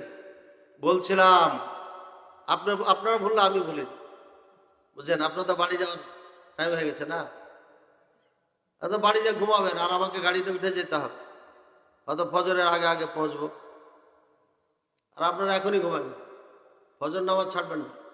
বলছিলাম হাইয়া আলা সলা বলে সলাতের দিকে ডাকছে, আর আপনি ভাবির সাথে গল্প করছেন ঠিকই, কিন্তু মসজিদে আসতে পারছেন না। এরপরে ইন্ডিয়ার এক হুজুরের কথা বললাম যে সে এভাবে ওয়াজ করছিল, আর ঠিক সেই ইন্ডিয়াতে ওই অবস্থায় হয়েছে, মসজিদ বাবরি মসজিদ খেয়ে ফেলেছে তারা, শত শত বছর পুরানা মসজিদ আবার ভেঙে ফেলেছে দিয়া। এই পেশাব पीने वाले ने पीले वालों ने कहा रहे हैं, এরা বলতেছে যে আমরা এই মসজিদ ভেঙেছি, এটা রাস্তার মধ্যে পড়ে গেছে তাই। আর মুসলমান বলছে না, রাস্তার সাথে কোনো সম্পর্ক নাই এই মসজিদের, এরা গায়ের জোরে ভেঙে ফেলছে। এ হলো শয়তান। আমাদের মা বোনদের উপরে যখন তাদের ইচ্ছা হচ্ছে তারা পানি নিক্ষেপ করছে, আপনার ধুলা কাদা মাটি ড্রেন থেকে পানি নিয়ে তাদের গায়ে ফেলছে। এক বোরকা পরিহিতা মেয়েকে দেখছি পিটাচ্ছে, আর এক বোরকা পরিহিতা মেয়ে সবাই শ্রীরাম বলে স্লোগান দিচ্ছে তাকে ঘেরে, আর এই বোনটাকে ধন্যবাদ, বাচ্চা কোলে নিয়ে সে বলছে আল্লাহু আকবার। মুসলমান याद रखना, जान चली जाएगी, श्री राम मत कहना, अगर मर जाओगे तो शहीद हो जाओगे।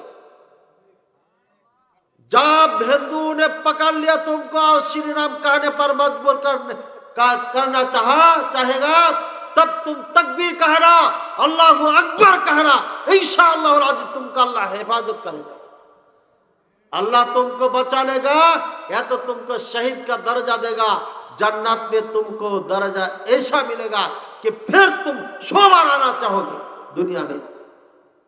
জান্নাতে শহীদ যারা হবে তাদের একটাই আফসোস, সব আশা পূরণ করে দিবেন আল্লাহ, শুধু একটাই তাদের আফসোস থাকবে, আল্লাহ আবার জীবন দাও, আবার মরবো, আবার জীবন দাও, আবার মরবো, আবার জীবন দাও, আবার মরবো। এত মজা তারা পাবে জান্নাতে যে বারবার মরার জন্য তারা আল্লাহর কাছে আবদার করবে। আল্লাহু আকবার। বারবার সেদিন এখান থেকে চলে যাবো, শ্বাস থাকবে না, এই মুহূর্তে চলে যাব, সেদিন আপনাকে কেউ ডাকবে না, কেউ ডাকবে না। আমার ভাই, এই তো কিছুদিন আগের কথা, কয়েকদিন আগে তো মারা গেল, আর নামটা আমি ভুলে যাচ্ছি এরকম ভাব, বুঝছেন? তার কিছুদিন গেলেই তো ভুলে যাব। সুবহানাল্লাহ। ভাই আবু বকর রাহিমাহুল্লাহ, কয়েকদিন আগে মারা গেছেন উনি, হয়তো 10 থেকে 15 দিন বা ধরে নেন 15 দিনই হবে, বা খুব জোর 20 দিন। বক্তা উনি এক সময় বলেছিলেন, মুখলেস ভাই, আমাকে ওস্তাদজি বলতো, আমার সিনিয়র অনেক, দাখিল মাদ্রাসার আপনার সুপারিনটেন্ডেন্ট। বলছে মুখলেস ভাই কষ্ট করে মাহফিল করেন না, কষ্ট করে মাহফিল করেন না। এই স্টেট থেকে 12 জন বক্তা মারা গেছে, 12 জনের নাম বলে দিয়েছিলেন উনি, আল্লাহ তাকে জান্নাত দান করে। উনিও মারা গেছেন, এই চিল্লাচিল্লি করেই মারা গেছে। সবাই যে স্টেজে মরবে এটা তো না, এই চিল্লাতে কলিজা ফেটে যায়, কলিজা ফাটে, ফাঁকসা ফাটে, এই ফাটে ওই ফাটে, পরে মরে যায়। আব্দুর রহিম রহিমাহুল্লাহ কিছু এই 2-1 দিন আগের থেকে একটা ভিডিও তার চলছে দেখছি, মারা গেছেন। মসজিদে কথা উঠলো ওনার, মরার আগে আমরা টাকা দিতে দিতে এমন দিলাম যে বেচারা কোনো উপকারী হলো না, উপকার হলো আরেকজনের, ঠিক কিনা? যখনই তার অসুখ দেখা গেল তখনই তার চিকিৎসা নেওয়ার ব্যবস্থা নেওয়া দরকার ছিল। হায়াত মতের মালিক তো আল্লাহ, কিন্তু ব্যবস্থাটা নিলেন, দেরি করে নিয়েছেন, সময় মতো নেননি। এ সমস্ত আলেম, এদের টাকা পয়সা তেমন বেশি থাকে না, একটা চাকরি করে কোনো রকম সংসার চলে, লাখ লাখ টাকা খরচ করে চিকিৎসা করতে পারবে না। যারা ফেমাস বক্তা এদের টাকা পয়সা সমস্যা নেই, আলহামদুলিল্লাহ, জায়গা জমি আছে, চিকিৎসা করতে পারবে।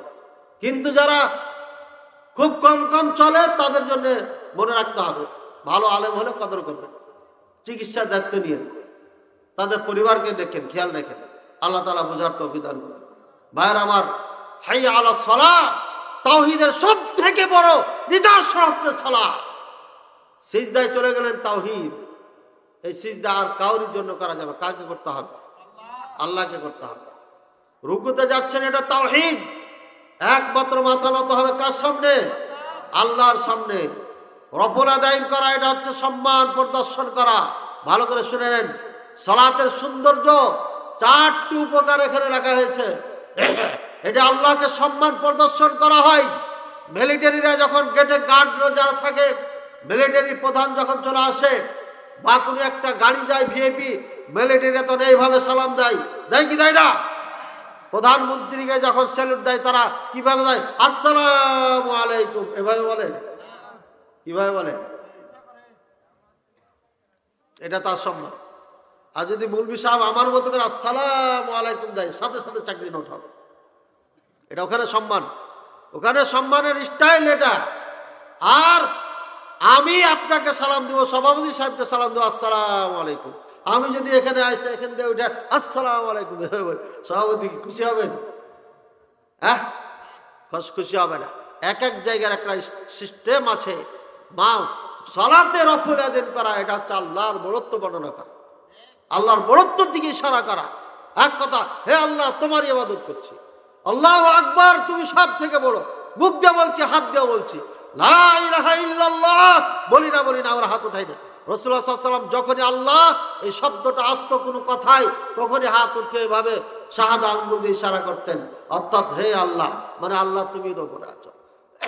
ভাইয়ের আমার, বিদায় ভাষণে হাজ্জাতুল ওয়াদায় যে ভাষণ দিয়েছিলেন, তখন উনি এইভাবে হাত উত্তোলন করে বলেছিলেন, আল্লাহুম্মা শাহাদ, হে আল্লাহ তুমি সাক্ষী থাকো, আল্লাহুম্মা শাহাদ, হে আল্লাহ তুমি সাক্ষী থাকো, আল্লাহুম্মা শাহাদ, হে আল্লাহ তুমি সাক্ষী থাকো।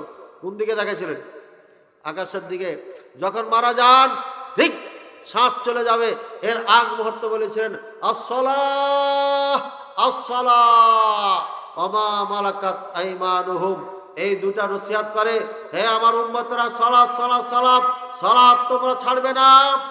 আর তোমাদের যে দাসী আছে, আমরা দেশ স্বাধীন করে যে সমস্ত নারীদেরকে নিয়ে এসেছি, আমি আর থাকবো না তোমাদের মাঝে, এদের উপর জুলুম অত্যাচার করবে না, এদের সাথে ভালো ব্যবহার করবে। কত সুন্দর ইসলাম, কত সুন্দর ইসলাম। কাফের মেয়েদেরকে ধরে নিয়ে এসছি আমরা, গনিমত হিসাবে মাল পেয়েছি, সৈনিকদের মাঝে এটা বন্টন হয়ে গেছে। সারা জীবন চাকরানি করবে, স্ত্রীর মতো ব্যবহার করতে পারবেন, বৈধ আছে, ঠিক আছে। আর যদি বলেন যে বিয়ে করবো, স্বাধীন করে বিয়েও করতে পারবেন। হ্যাঁ, আমাদের কেউ বক্তা আছে, কোন নায়িকার, আমার তো নামটা বললে জানা নাই, নায়িকার জন্য পাগল হয়ে গেছে বাচ্চা। হ্যাঁ, কইছে যে আল্লাহর নাম নিয়ে তার দিকে তাকায়ও, আল্লাহ কি সৃষ্টি করেছেন, এত সুন্দরী, মানে বিশ্বের নাকি সব থেকে সুন্দরী। আরে ভাই, বেচারার জন্য আমার খুব কষ্ট হচ্ছে। হ্যাঁ, আল্লাহ তোমার কাছে দোয়া করে দিই, একটা কবুল করলে করিও, তুমি যদি ভালো মনে করো। তুমি তো জানো, ইন্নাকা লা তাহদি মান আহবাবতা ওয়ালাকিন্নাল্লাহ ইয়াহদি মান ইয়াশা। আল্লাহ যাকে ভালোবাসেন তাকে হেদায়েত দেন, যাকে চান না তাকে হেদায়েত দেন। আল্লাহ তো চাইতে পারে না। আল্লাহ ওই নায়িকাকে তুমি হেদায়েত দিয়া মুসলমান বানিয়ে আমির হামজা ভাইয়ের স্ত্রী বানিয়ে দাও। বলেন আমিন, বলেন। আমি তো বুঝতে পারছি এই বেচারা তার প্রেমে পড়ে গেছে। এই বেচারা প্রেমে না পড়লে এত মানুষের সামনে কথা বলতে পারে? চিন্তা করেছেন? একজন বক্তা, একজন আলেম কেমনে বলে এই কথা? অবশ্যই প্রেমে পড়ে গেছে। এই একটা কথা বলার কারণে কত লাখ লাখ কোটি কোটি যুবক যে পাপ করেছে, জেনা, মুখে চোখের জেনাটা তো করেছে। এই নায়িকার নাম জীবনে আমি শুনি নাই। হ্যাঁ, এবং লাখো যুবক, এমন লাখো মানুষ শুনে নাই, ঠিক আছে। মাহফিলে তো সাধারণ ভালো মানুষগুলো আসে। এই বেচারা বলার কারণে অনেকেই তাকে খুঁজেছে, খুঁজে নেই, খোঁজার কারণে চোখের জেনা তো হয়েছে। আসলে যদি সে সুন্দরী হয়ে থাকে তাহলে তারও তো অবস্থা খারাপ। যদি একজন আলেমের অবস্থা এমন হয়ে যায়, তো সাধারণ এই যুবকগুলো কি করবে? এই যুবক তাজা হয়ে গেছে, ঘুম নষ্ট হয়ে গেছে। তো দেখ, দোয়া করি যে আল্লাহ তুমি এই নায়িকাকে আমির হামজার ভাইয়ের চোখ যার উপরে পড়েছে, একে হেদায়েত দাও, মুসলমান বানাও, বানিয়ে আমির হামজার ভাইয়ের বউ বানিয়ে দাও। বলেন আমিন। আমির বলেন। বেচারা কষ্টে আছে, চেহারা দেখি বুঝাইছে কষ্টে আছে। বিবাদ, টেনশন। প্রেম খুব ভয়ঙ্কর জিনিস, ভালোবাসা খুব ভয়ঙ্কর জিনিস। এটা যারা ছ্যাক খেয়েছে তারাই বুঝে, যারা ছ্যাক খায় নাই তারা বুঝে নাই। আমরা একটু একটু বুঝি কেন, যে আমি পড়তে গেছি সাগরের মাঝে, মা মারা গেছে 7 মাস পরে খবর পেয়েছি। তো মার ভালোবাসার থেকে বুঝতে পারছি যে ভালোবাসা খুব খারাপ জিনিস। কথা বলছেন? মা বাপের ভালোবাসা আছে না, বুড়া হুজুর হয়ে গেছে, তা মার কথা বলে কাঁদে না, কাঁদে না। এটা মা বাপের ভালোবাসা। এখান থেকে বুঝছি যে ভালোবাসা একটা কঠিন জিনিস। আমরা ছাত্র বয়সে পড়েছিলাম, মোহাব্বত এক আजीব শয় হ্যায়, বয়া করনা না মুমকিন হ্যায়, না জিতা হো না মরতা হো, আজীব হালত হামারি হ্যায়। মোহাব্বত একটা আশ্চর্য জিনিস। এটা এমন একটা জিনিস যে মরে না, বাঁচে না। বুঝছেন? মোহাব্বত আজিজ সাহেব বয়া করনা না মুমকিন, এটা বর্ণনা করা অসম্ভব। না মরে না জিন্দা থাকে, মরে নাও জিন্দা থাকে না। আসল কথা হচ্ছে এটা। এই ছেলেরা খবরদার, এই আলতু ফালতু কোনো মেয়ের প্রেমে পড়িও না।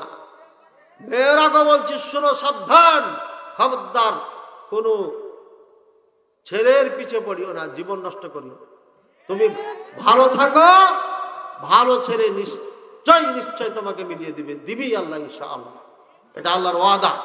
আমি বিয়ে করেছি, জীবনে নাম শুনি নাই, জীবনে ওই গ্রামে কোনোদিন পা দিই নাই। আমি কেমনে কেমনে কেমনে কেমনে গেলাম আল্লাহ জানে, কল্পনাই ছিল না।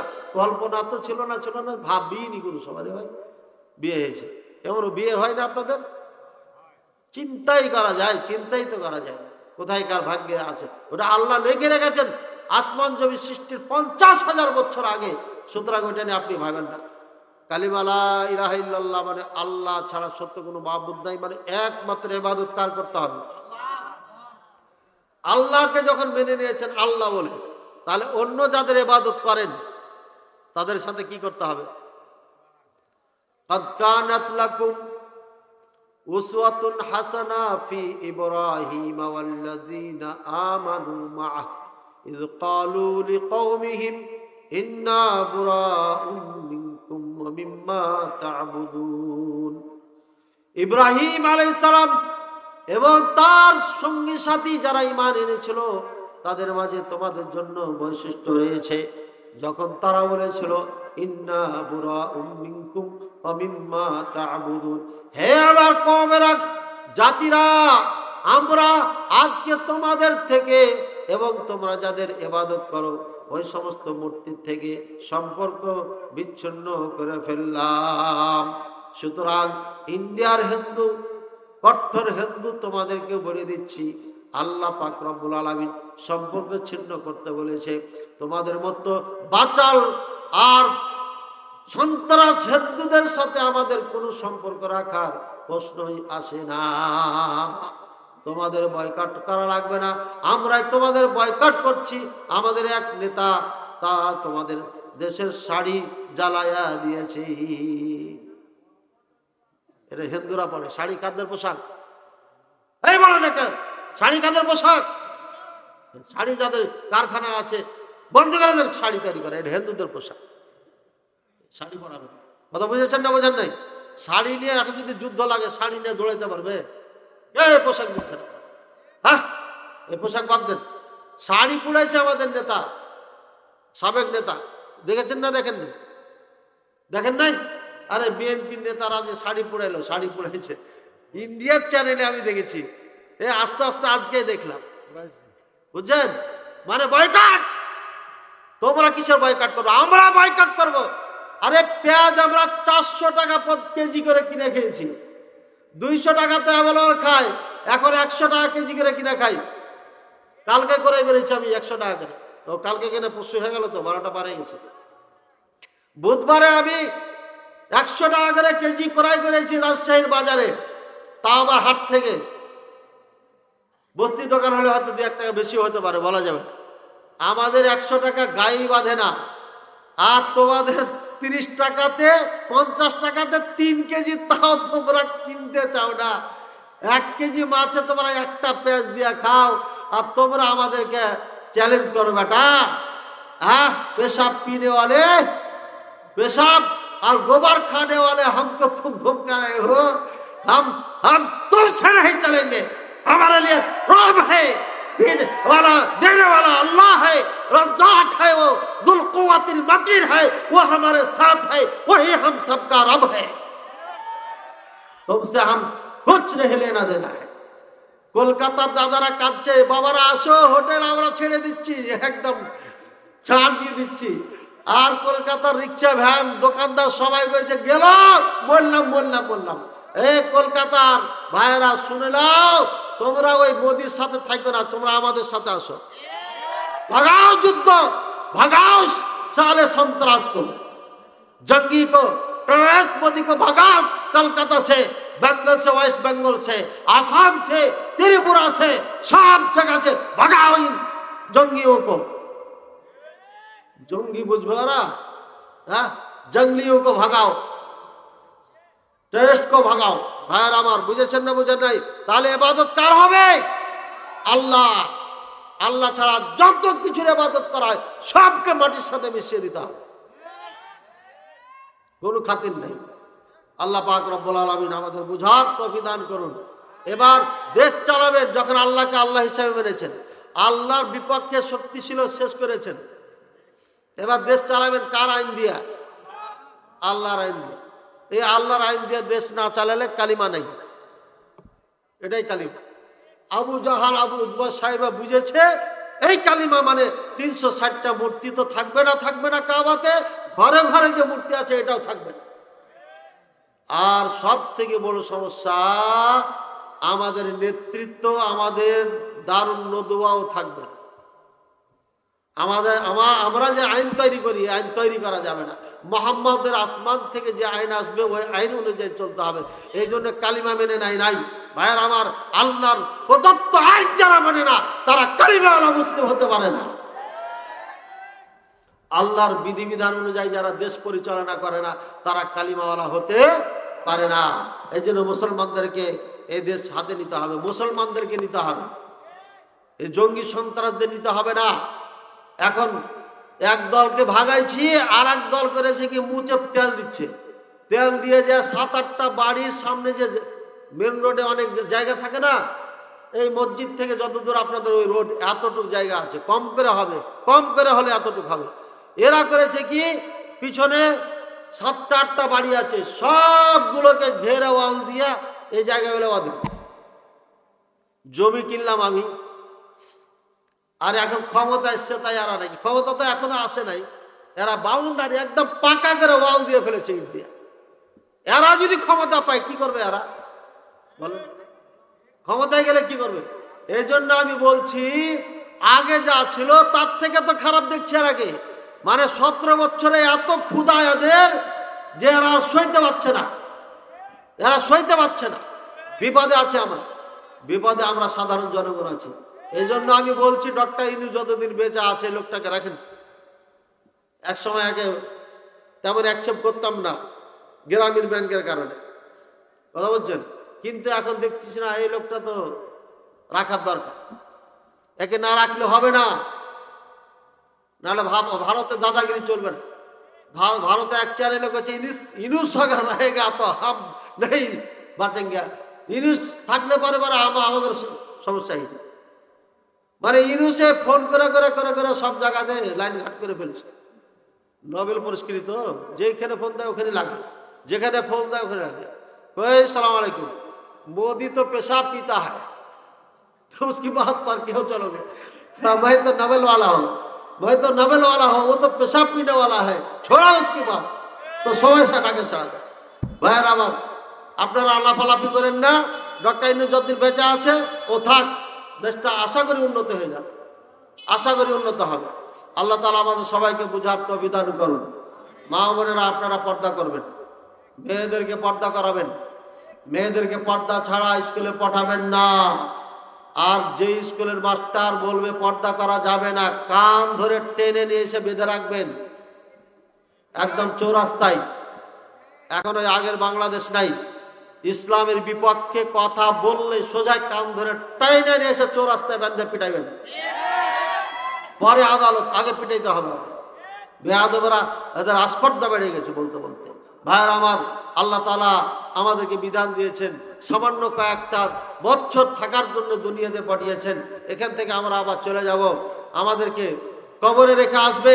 আত্মীয় স্বজন কয়েক মিনিট থাকবে, ফিরে আসার পর একদিন, 2 দিন, 3 দিন কাঁদবে। 3 দিনের পর আর আপনার কাঁদার লোক থাকবে না। স্ত্রীটা 4 মাস 10 দিন চিন্তিতা থাকবে। আর এখনকার স্ত্রী তো আলহামদুলিল্লাহ পড়বে। স্বামী বুড়া হয়ে গেছে যদি মারা যায় বলবে আলহামদুলিল্লাহ। স্বামী রোগে আক্রান্ত বিছানায় পড়ে আছে যদি মারা যায় বলবে আলহামদুলিল্লাহ।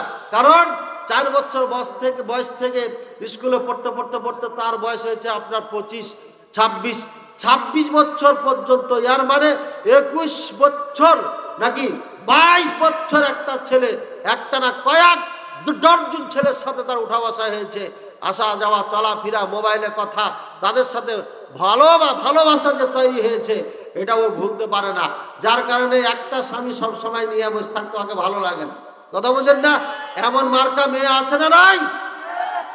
এই মেয়ে স্বামী মারা গেলে আলহামদুলিল্লাহ বলবে। আর আমাদের মা খালাদের মতো যারা মেয়ে আছে 4 মাস 10 দিন তো কাঁদবি, এরপরও তারা কাঁদে। আল্লাহ তাআলা এমন নারী ঘরে ঘরে জন্ম হওয়ার তৌফিক দান করবে, বলে আমিন। ভাইয়ের আমার, আপনাদেরকে একটা সুসংবাদ দিয়ে যাই। রাজশাহীতে আমার একটা মাদ্রাসা আছে, নাম হচ্ছে দারুস সুন্নাহ সালাফিয়া। এই মাদ্রাসার শাখা দারুস সুন্নাহ সালাফিয়া সাপাহার, নওগাঁয় এবার চালু করছি ইনশাআল্লাহ। আর 16 সাল থেকে অতীব সুনামের সাথে প্রচালিত হয়ে আসছে দারুস সুন্নাহ সালাফিয়া মহিলা মাদ্রাসা এতিমখানা। এই মহিলা মাদ্রাসার থেকে এবার 7 জন হাফেজা কোরআন বের হবে, বলেন আলহামদুলিল্লাহ। রাজশাহী শাখার থেকে 2 জন হাফেজ বের হচ্ছে ইনশাআল্লাহ এবছর। আগামী 14 তারিখ মানে কালকে পরের দিনই মাহফিল। তারপরে 2 দিন ফাঁকা রাখতে পারেননি আপনাদের কারণে। 2 দিন ফাঁকা ছিল, ধরে ফেলছেন আপনারা। তো যাই হোক, কালকে আবার মাহফিল করে রাত্রে যাব, শনিবারে আমার মাহফিল। মেলা কাজ, অভাব নাই। এই মাদ্রাসায় একদম আলিফ-বা থেকে নিয়ে আবু দাউদ পর্যন্ত ক্লাস আছে। আর 1 বছর হলে দাওরা হাদিস হয়ে যাবে। এখানে যারা হাফিজে কোরআন, যারা দাখিল পাস অথবা কোরআন ভালো করে পড়তে পারে, মাত্র 2 বছরে পৃথিবীর যে কোনো আরবি কিতাব পড়তে পারবে, আরবিতে লিখতে পারবে, আরবিতে কথা বলতে পারবে। 2 বছর পড়ার পরেই 3য় বছরে মেশকাত পড়বে। আলহামদুলিল্লাহ। এই মাদ্রাসা 2021 সালে চালু করেছি। আলহামদুলিল্লাহ সুনামের সাথে চলছে। বিগত বছরগুলো আমি পড়াই নাই, তবে 24 সাল থেকে পড়াচ্ছি। এবং কিভাবে পড়াচ্ছি আগামী শনিবার 14 তারিখের মাহফিলে এশার পরে আমরা এটাকে তুলে ধরবো আপনাদের সামনে, ইনশাআল্লাহ সেটা বুঝতে পারবেন। এই জন্য আপনাদের সন্তান যারা হেফজখানায় পড়েছে তাদেরকে ওখানে পাঠাবেন। প্রায় ডিস্ট্রিক্ট থেকে আমার মাদ্রাসার ছাত্র আছে। আল্লাহ তাআলা নিকটে আমি দোয়া করছি মনে প্রাণে, আপনারা দোয়া করবেন আল্লাহ তাআলা যেন আমার মাদ্রাসাকে কবুল করেন, বলেন আমিন। অনেক বড় বড় সূর্য হ্যাচাক লাইট বুঝছিলেন তো নাকি? এদের মাঝে আমার এই ছোট্ট মাদ্রাসা। রাজশাহীতে মানে ভাড়া বিল্ডিং আমার মাদ্রাসা। তারপরও আমার এখানে বুড়া বুড়া ছাত্র পড়ে। একটাই কারণ যে এর মধ্যে কিছু গুণ আছে, যার কারণে ছাত্ররা আমার কাছে এখানে আসে পড়ে। ভারত থেকে গতবার 7 জন ছাত্র এসে পড়ে তারা চলে গেছে শিখে আলহামদুলিল্লাহ দেশে বক্তব্য দিয়ে বেড়াচ্ছে। 2 জন সৌদি আরব, 1 জন চলে গেছে, 1 জন যাচ্ছে। এবারও 3 জন এসেছিল, কিন্তু ভিসা সংক্রান্ত কারণে বা যে কারণে হোক কুরবানিতে যাওয়ার পর আসতে পারে নাই। এই জন্য আমার এই ছোট্ট মাদ্রাসার জন্য দোয়া করবেন। আমার ইচ্ছা এই বাংলাদেশের মাটিতে একদম ডিপ আলেম, কিতাবি আলেম, বিজ্ঞ আলেম ইনশাআল্লাহ আমি এই জাতিকে উপহার দেবই দেব। আমার স্লোগান কি?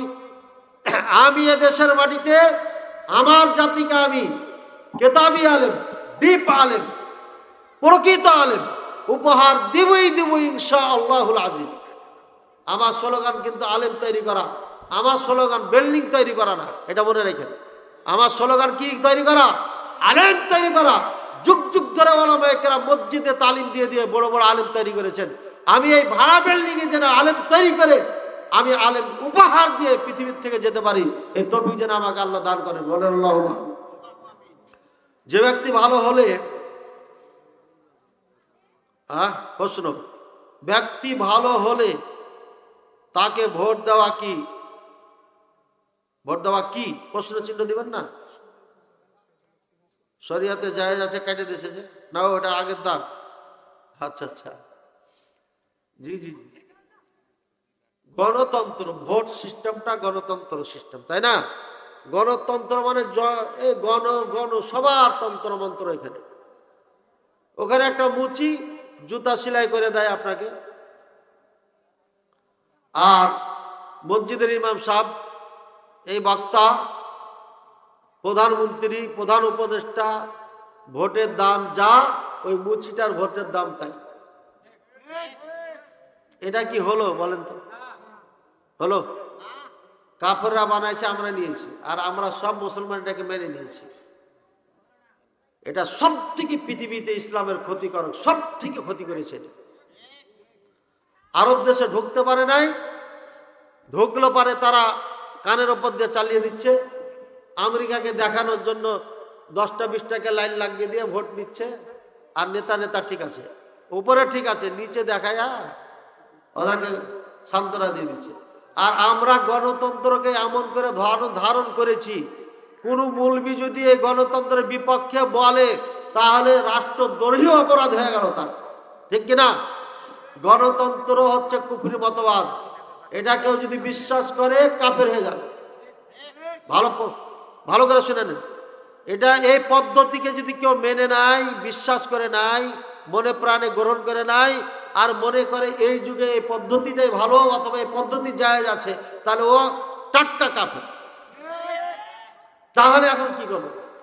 ভোট দিব কি দিব না? দিবেন কিসে, কেমনে দিবেন? এখানে গু আছে, গু এমন গু ফেলেছেন যে আমার আর যাওয়ার কোনো রাস্তা নাই, এখান দিয়ে যেতে হবে। তাহলে জুতাতে একটু লাগলো, আমাকে পার হতে হবে না? হবে না? না এটি থেকে যেতে হবে। পার না হলে কালকের মাহফিল হবে না, খুতবা হবে না, আমার মাহফিলও হবে না।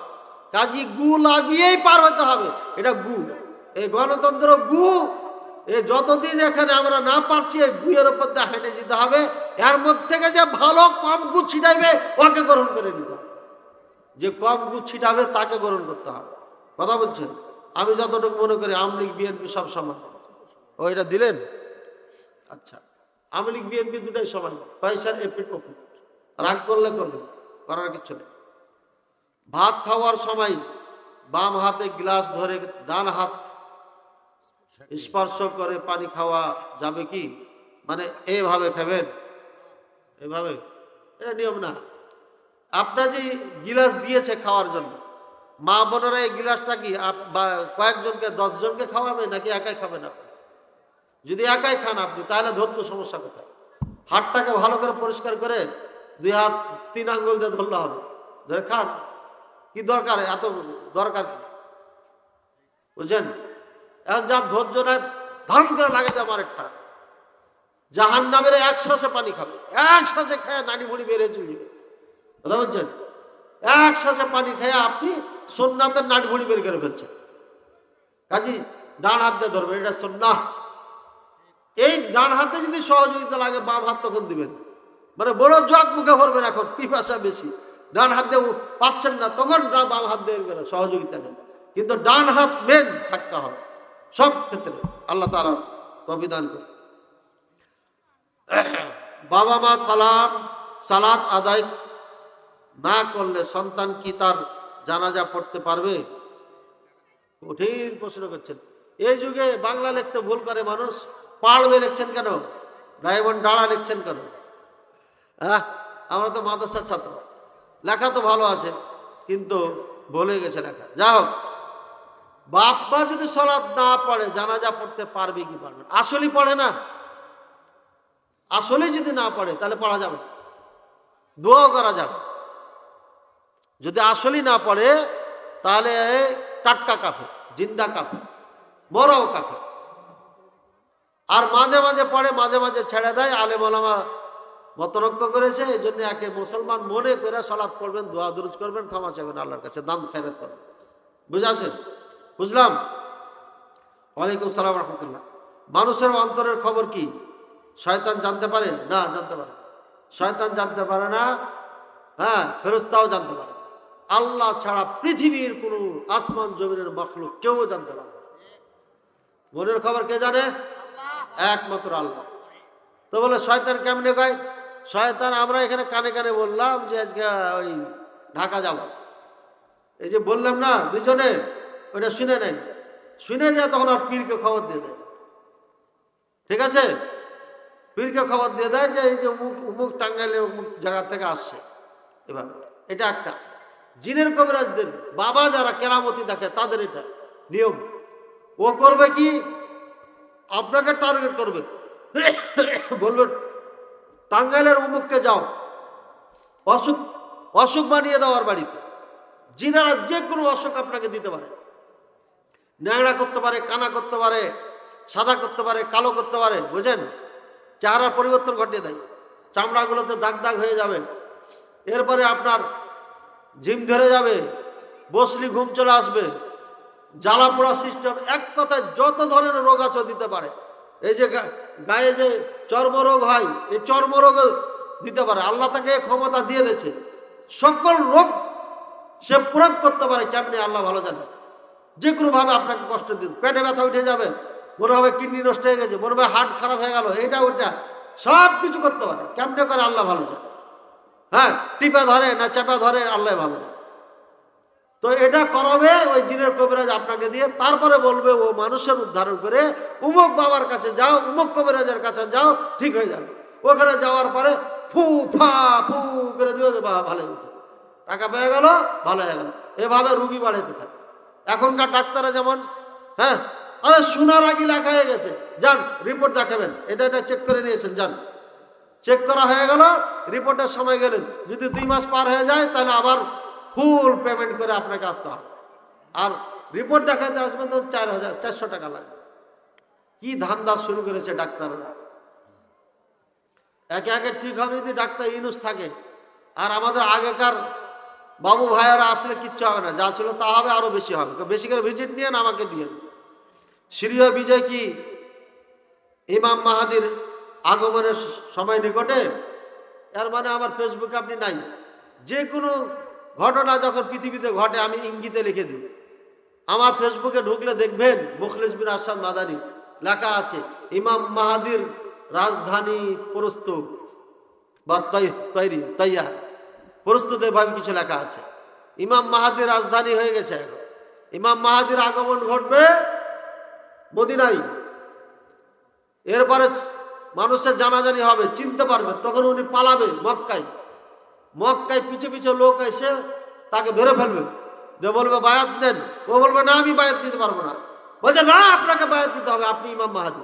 ও বলবে না আমি এ দায়িত্ব নিতে পারবো না। একটা বর্ণনা আছে যদি না নিতে চায় তখন বলবে যে আপনাকে তলোয়ার দিয়ে হত্যা করে দেবো যদি আপনি বায়াত গ্রহণ না করেন। তখন বায়াত গ্রহণ করবে। এই হলো ইমাম মাহাদি। এটা হচ্ছে আসল বাবা, এটাই হচ্ছে আসল বাবা, এটা হচ্ছে আল্লাহর ওলি, খাঁটি ওলি। এটাই সমস্ত পৃথিবীতে যত ওলি আসবে নিজকে গোপন রাখবে। আর যে সাইনবোর্ড লাগাবে বাবা পীরে কামেল, এটা পীরে শয়তান, নিঃসন্দেহ শয়তান। গায়ের জোরে মুরিদ দিয়া গন্ডগোল লাগাইতে পারেন, কিন্তু আপনি পীরের শয়তান নিঃসন্দেহে। মনে রাখবেন এসব বাবা টাবা এগুলো ইসলামে নাই কোন ধরনের। কোরআন সুন্নাহর কথা যে বলে সে হচ্ছে বড় বাবা, এর উপরে কোনো বাবা নেই। ভাইয়ের আমার, সিরিয়া বিজয় হয়েছে, মুসলমানদের জয় হয়েছে, শুরু হয়ে গেছে। এখন এই যুদ্ধ চলতে থাকবে। এখন ইরান, ইসরায়েল সব কুত্তা আপনার রাশিয়ার প্রেসিডেন্ট এদের সহযোগিতা করে মুসলমানদের বাড়িঘরকে মাটির সাথে মিশিয়ে দিয়েছে। এই রাশিয়া সব মিলে নাকি আবার হামলা শুরু করছে, হামলা করে ফেলছে। হামলা করে মারবে, লাখ লাখ মানুষ মরবে, মানে সীমারেখা থাকবে না। হাজার হাজার লাখ লাখ মুসলমান মারা যাবে, জান্নাত পূর্ণ করতে হবে, তারপরে মুসলমানদের বিজয় হবে। বলেন আলহামদুলিল্লাহ। এখন খালি মরার সময়, তাই কুত্তার মতো না মরে ঈমান নিয়ে শহীদি মৃত্যুবরণ করার জন্য প্রস্তুতি নেন। আর ওই প্রেমপ্রীতির সময় নাই, পাগলামির সময় নাই। কোরআন শিখান, ওই বাংলা ইংলিশ শিখিয়ে আর লাভ নাই। চলার জন্য শিখেন, বক্তব্য দেওয়ার জন্য শিখেন, ইসলামের বিজয় ঝান্ডা ওপরে ওঠার জন্য শিখেন, কিন্তু আপনি স্টাবলিশড হবেন এজন্য ইংলিশ শেখার দরকার নেই। অ্যাটমি বোমা তৈরি করার জন্য শিখেন, কম্পিউটার তৈরি করার জন্য শিখেন, ইত্যাদি ইত্যাদি, এক কথায়। কিন্তু এটাকে আপনার পেশা, এটাকে আপনার নিশা, এটা আপনার সফলতার চাবিকাঠি তৈরি করবেন না। বুঝে নিয়েছেন? বুঝছেন? কোরআনের বাইরে যাবেন না। বিজয়, সিরিয়ার বিজয়, মুসলমানদের বিজয়, এরাই হচ্ছে খাঁটি মুসলমান। আমি অনেকবার বলেছি, একটা দুটা নাই। আমার মিডিয়া দুর্বল, এর জন্য আপনারা পান না। একটা আমার ফেসবুক ছিল, 56,000 ফলোয়ার ছিল, হঠাৎ করে হ্যাক হয়ে যায় গত বছর, 1 বছর কি 1.5 বছর হয়ে গেল। হ্যাক হয়ে যাওয়ার পরে এখন ফলোয়ার নাই, ভিউ হয় না। কথা বুঝছেন? আমিও ক্ষতিগ্রস্ত হয়েছি, আমার প্রতিষ্ঠানও ক্ষতিগ্রস্ত হয়েছে। যারা হ্যাক করেছে আল্লাহ তাদের হেদায়েত দান করে। তো যা হোক ভাইয়ার আমার, ওই বক্তব্যটা আমি বলেছি 1 লাখ সিরিয়াতে, ইরাকে 70, 60, 50 থেকে 70-এর মধ্যে হবে, ফিলিস্তিনে 70-80, আর লেবাননে অজানা, এটা তথ্য দেওয়া যাচ্ছে না, তবে আছে, এখানেও লাখ লাখ আছে, জর্ডানে আছে। কিন্তু প্রকাশ্যে যারা এসেছে সিরিয়াতে, ফিলিস্তিনে, এই সব মিলে, এই জায়গাগুলো সব মিলে আমি একটা হিসাব দিয়েছিলাম, প্রায় 3 লক্ষ, লগভগ 3 লক্ষ কাছাকাছি অরিজিনাল মুসলিম সৈনিক, যাদেরকে জঙ্গি সন্ত্রাস বলে আখ্যায়িত করেছে পশ্চিমারা, এই সেই দল যারা আজকে সিরিয়া বিজয় করেছে। পরিচয়, এদের মুখে দাড়ি আছে, দাড়ি কাটা দাড়ি না। আর যারা শিয়া, কাউরি মুখে দাড়ি না, শুধু পাঁঠা যেগুলো মাথায় পাগড়ি আছে আর সুন্দর সাইজ করা দাড়ি আছে, পাঁঠা, এগুলো পাঁঠা। কেন পাঁঠা বললাম? ওরা কোথায় যদি যায়, সফরে ওয়াজ করতে যায়, কোনো বাড়িতে যদি যায়, মেয়ে পছন্দ হয়ে গেছে, তখন ওকে বলবে যে আমি যতক্ষণ এখানে আছি ততক্ষণ বিয়ে দাও আমার সাথে। আর এই এত পাক্কা সাচ্চা মরিদ যে বিয়ে দিয়ে দিবে, কারণ তাদের ধর্মে আছে। বাবার সাথে বিয়ে দেওয়া মানে সফল মনে করে নিজকে, এই জন্য একে পাঠা বললাম। কন্টাক্ট বিবাহ, নিম্নে 1 ঘন্টার জন্য শিয়া ধর্মে যায় যাচ্ছে, শিয়া ধর্মে যায় যাচ্ছে, ইরানে যায় যাচ্ছে। এটা বুঝেছেন কথা? এই পাঁঠাদের দাঁড়িয়ে আছে, তাই সুন্দর করে কাটা কাটা আছে, দেখবেন। এখনকার যে খবিনি, সুন্দর করে কাটা নাই, এটা শিয়াদের বৈশিষ্ট্য, এটা করবেন না। এইভাবে দাঁড়িয়ে আমাদের মতো দাড়ি ছাড়বেন। আমাদের মতো দাড়িওয়ালারা অরিজিনাল মুসলমান, অরিজিনাল মুসলমান। এখন যারা সিরিয়া বিজয় করে, এই শাম, আলাইকুম বিশাম, রাসূলুল্লাহ সাল্লাল্লাহু আলাইহি ওয়াসাল্লাম শাম ধরে রাখবে। এই শাম হচ্ছে মাহশারুন নাস, সমস্ত মানুষের হাসর হবে এখানে, সবাই সমাবেত হবে এই শাম দেশে। আপনি এখনই শাম দেশে হিজরত করেন। আমরা হিজরত করলে মাদ্রাসা চালাবে কে? দাওয়াতি কাজ করবে কে? এই জন্য আমরা থাকি, বাংলাদেশে থাকি, বলছেন আমরা সবকে নিয়ে একবারে আসবো। আর আপনারা এখনই শাম দেশ চলে যান, যুদ্ধ করেন আর রাজধানী তৈরি করেন, আমরা পরে আসছি। আর যারা আমাদেরকে গালি দেন, রফল আদায় করা যাবে না, আমিন বলা যাবে না, বুকে হাত বাঁধা যাবে না, পায়ে পায়ে মিলান যাবে না, সূরা ফাতিহা পড়া যাবে না, আপনারা ইরান যাবেন। ইরানিরা এগুলো বলে। ইরানিরা সিরিয়াকে দেখতে পারে না। আর সিরিয়ার মুসলমান যারা সৌদি আরব সম্পূর্ণ ডোনেট করে, বলে সুবহানাল্লাহ। আর কে করে? দুবাই করে, জর্ডান করে, আপনার কি করে, ওই যে কুয়েত করে। এরা এদেরকে সহযোগিতা করে। আর আপনি ওখানে বসছেন, আরে সৌদি আরব কেন গাজায় যায় না, সৌদি আরব কেন ফিলিস্তিনে হামলা করে না? শিয়ারা যে হামলা করছে চক্রান্ত করে ওরাকে যুদ্ধে লাগানোর জন্য। এই কয়েকদিন আগে মাহফিলে বলে গেছি, আমি সিরিয়া বিজয়ের আগে বলে গেছি যে আপনার আমার মাথায় সবসময় খালি এটা বলছে, কেন লাগে না, কেন লাগে না সৌদি আরব, লাগে না কেন? এই জন্যই লাগে না। এখন বুঝতে পেরেছেন? ক্লিয়ার হয়ে যাচ্ছে না? সামনে আরো ক্লিয়ার হয়ে যাবে ইনশাআল্লাহ। বিজয়, সিরিয়ার বিজয় গোটাই মুসলিম জাহানের বিজয়। একদিন এ सैनिक इंडिया भी आएगा, हिंदुस्तान भी आएगा।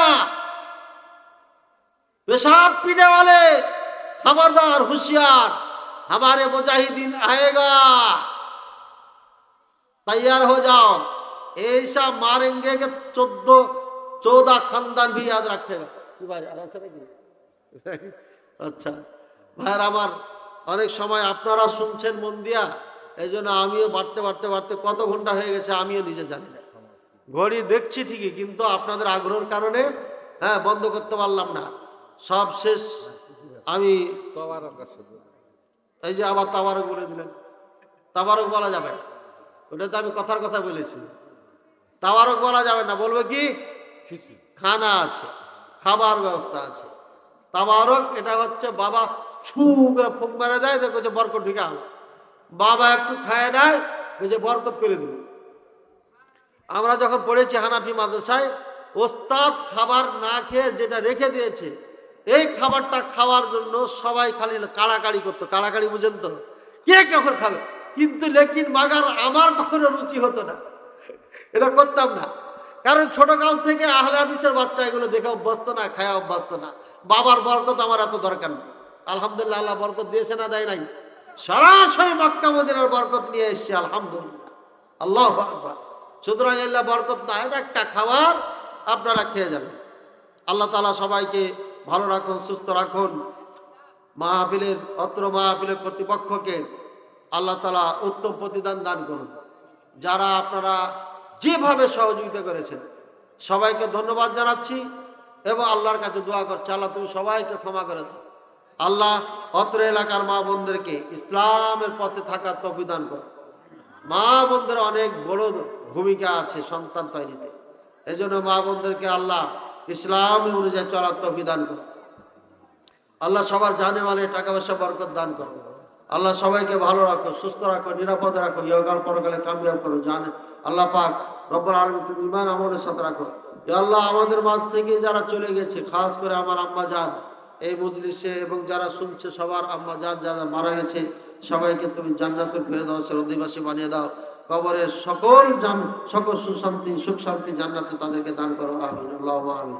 এখানে আমার বই আছে, বই আনা হয় নাই।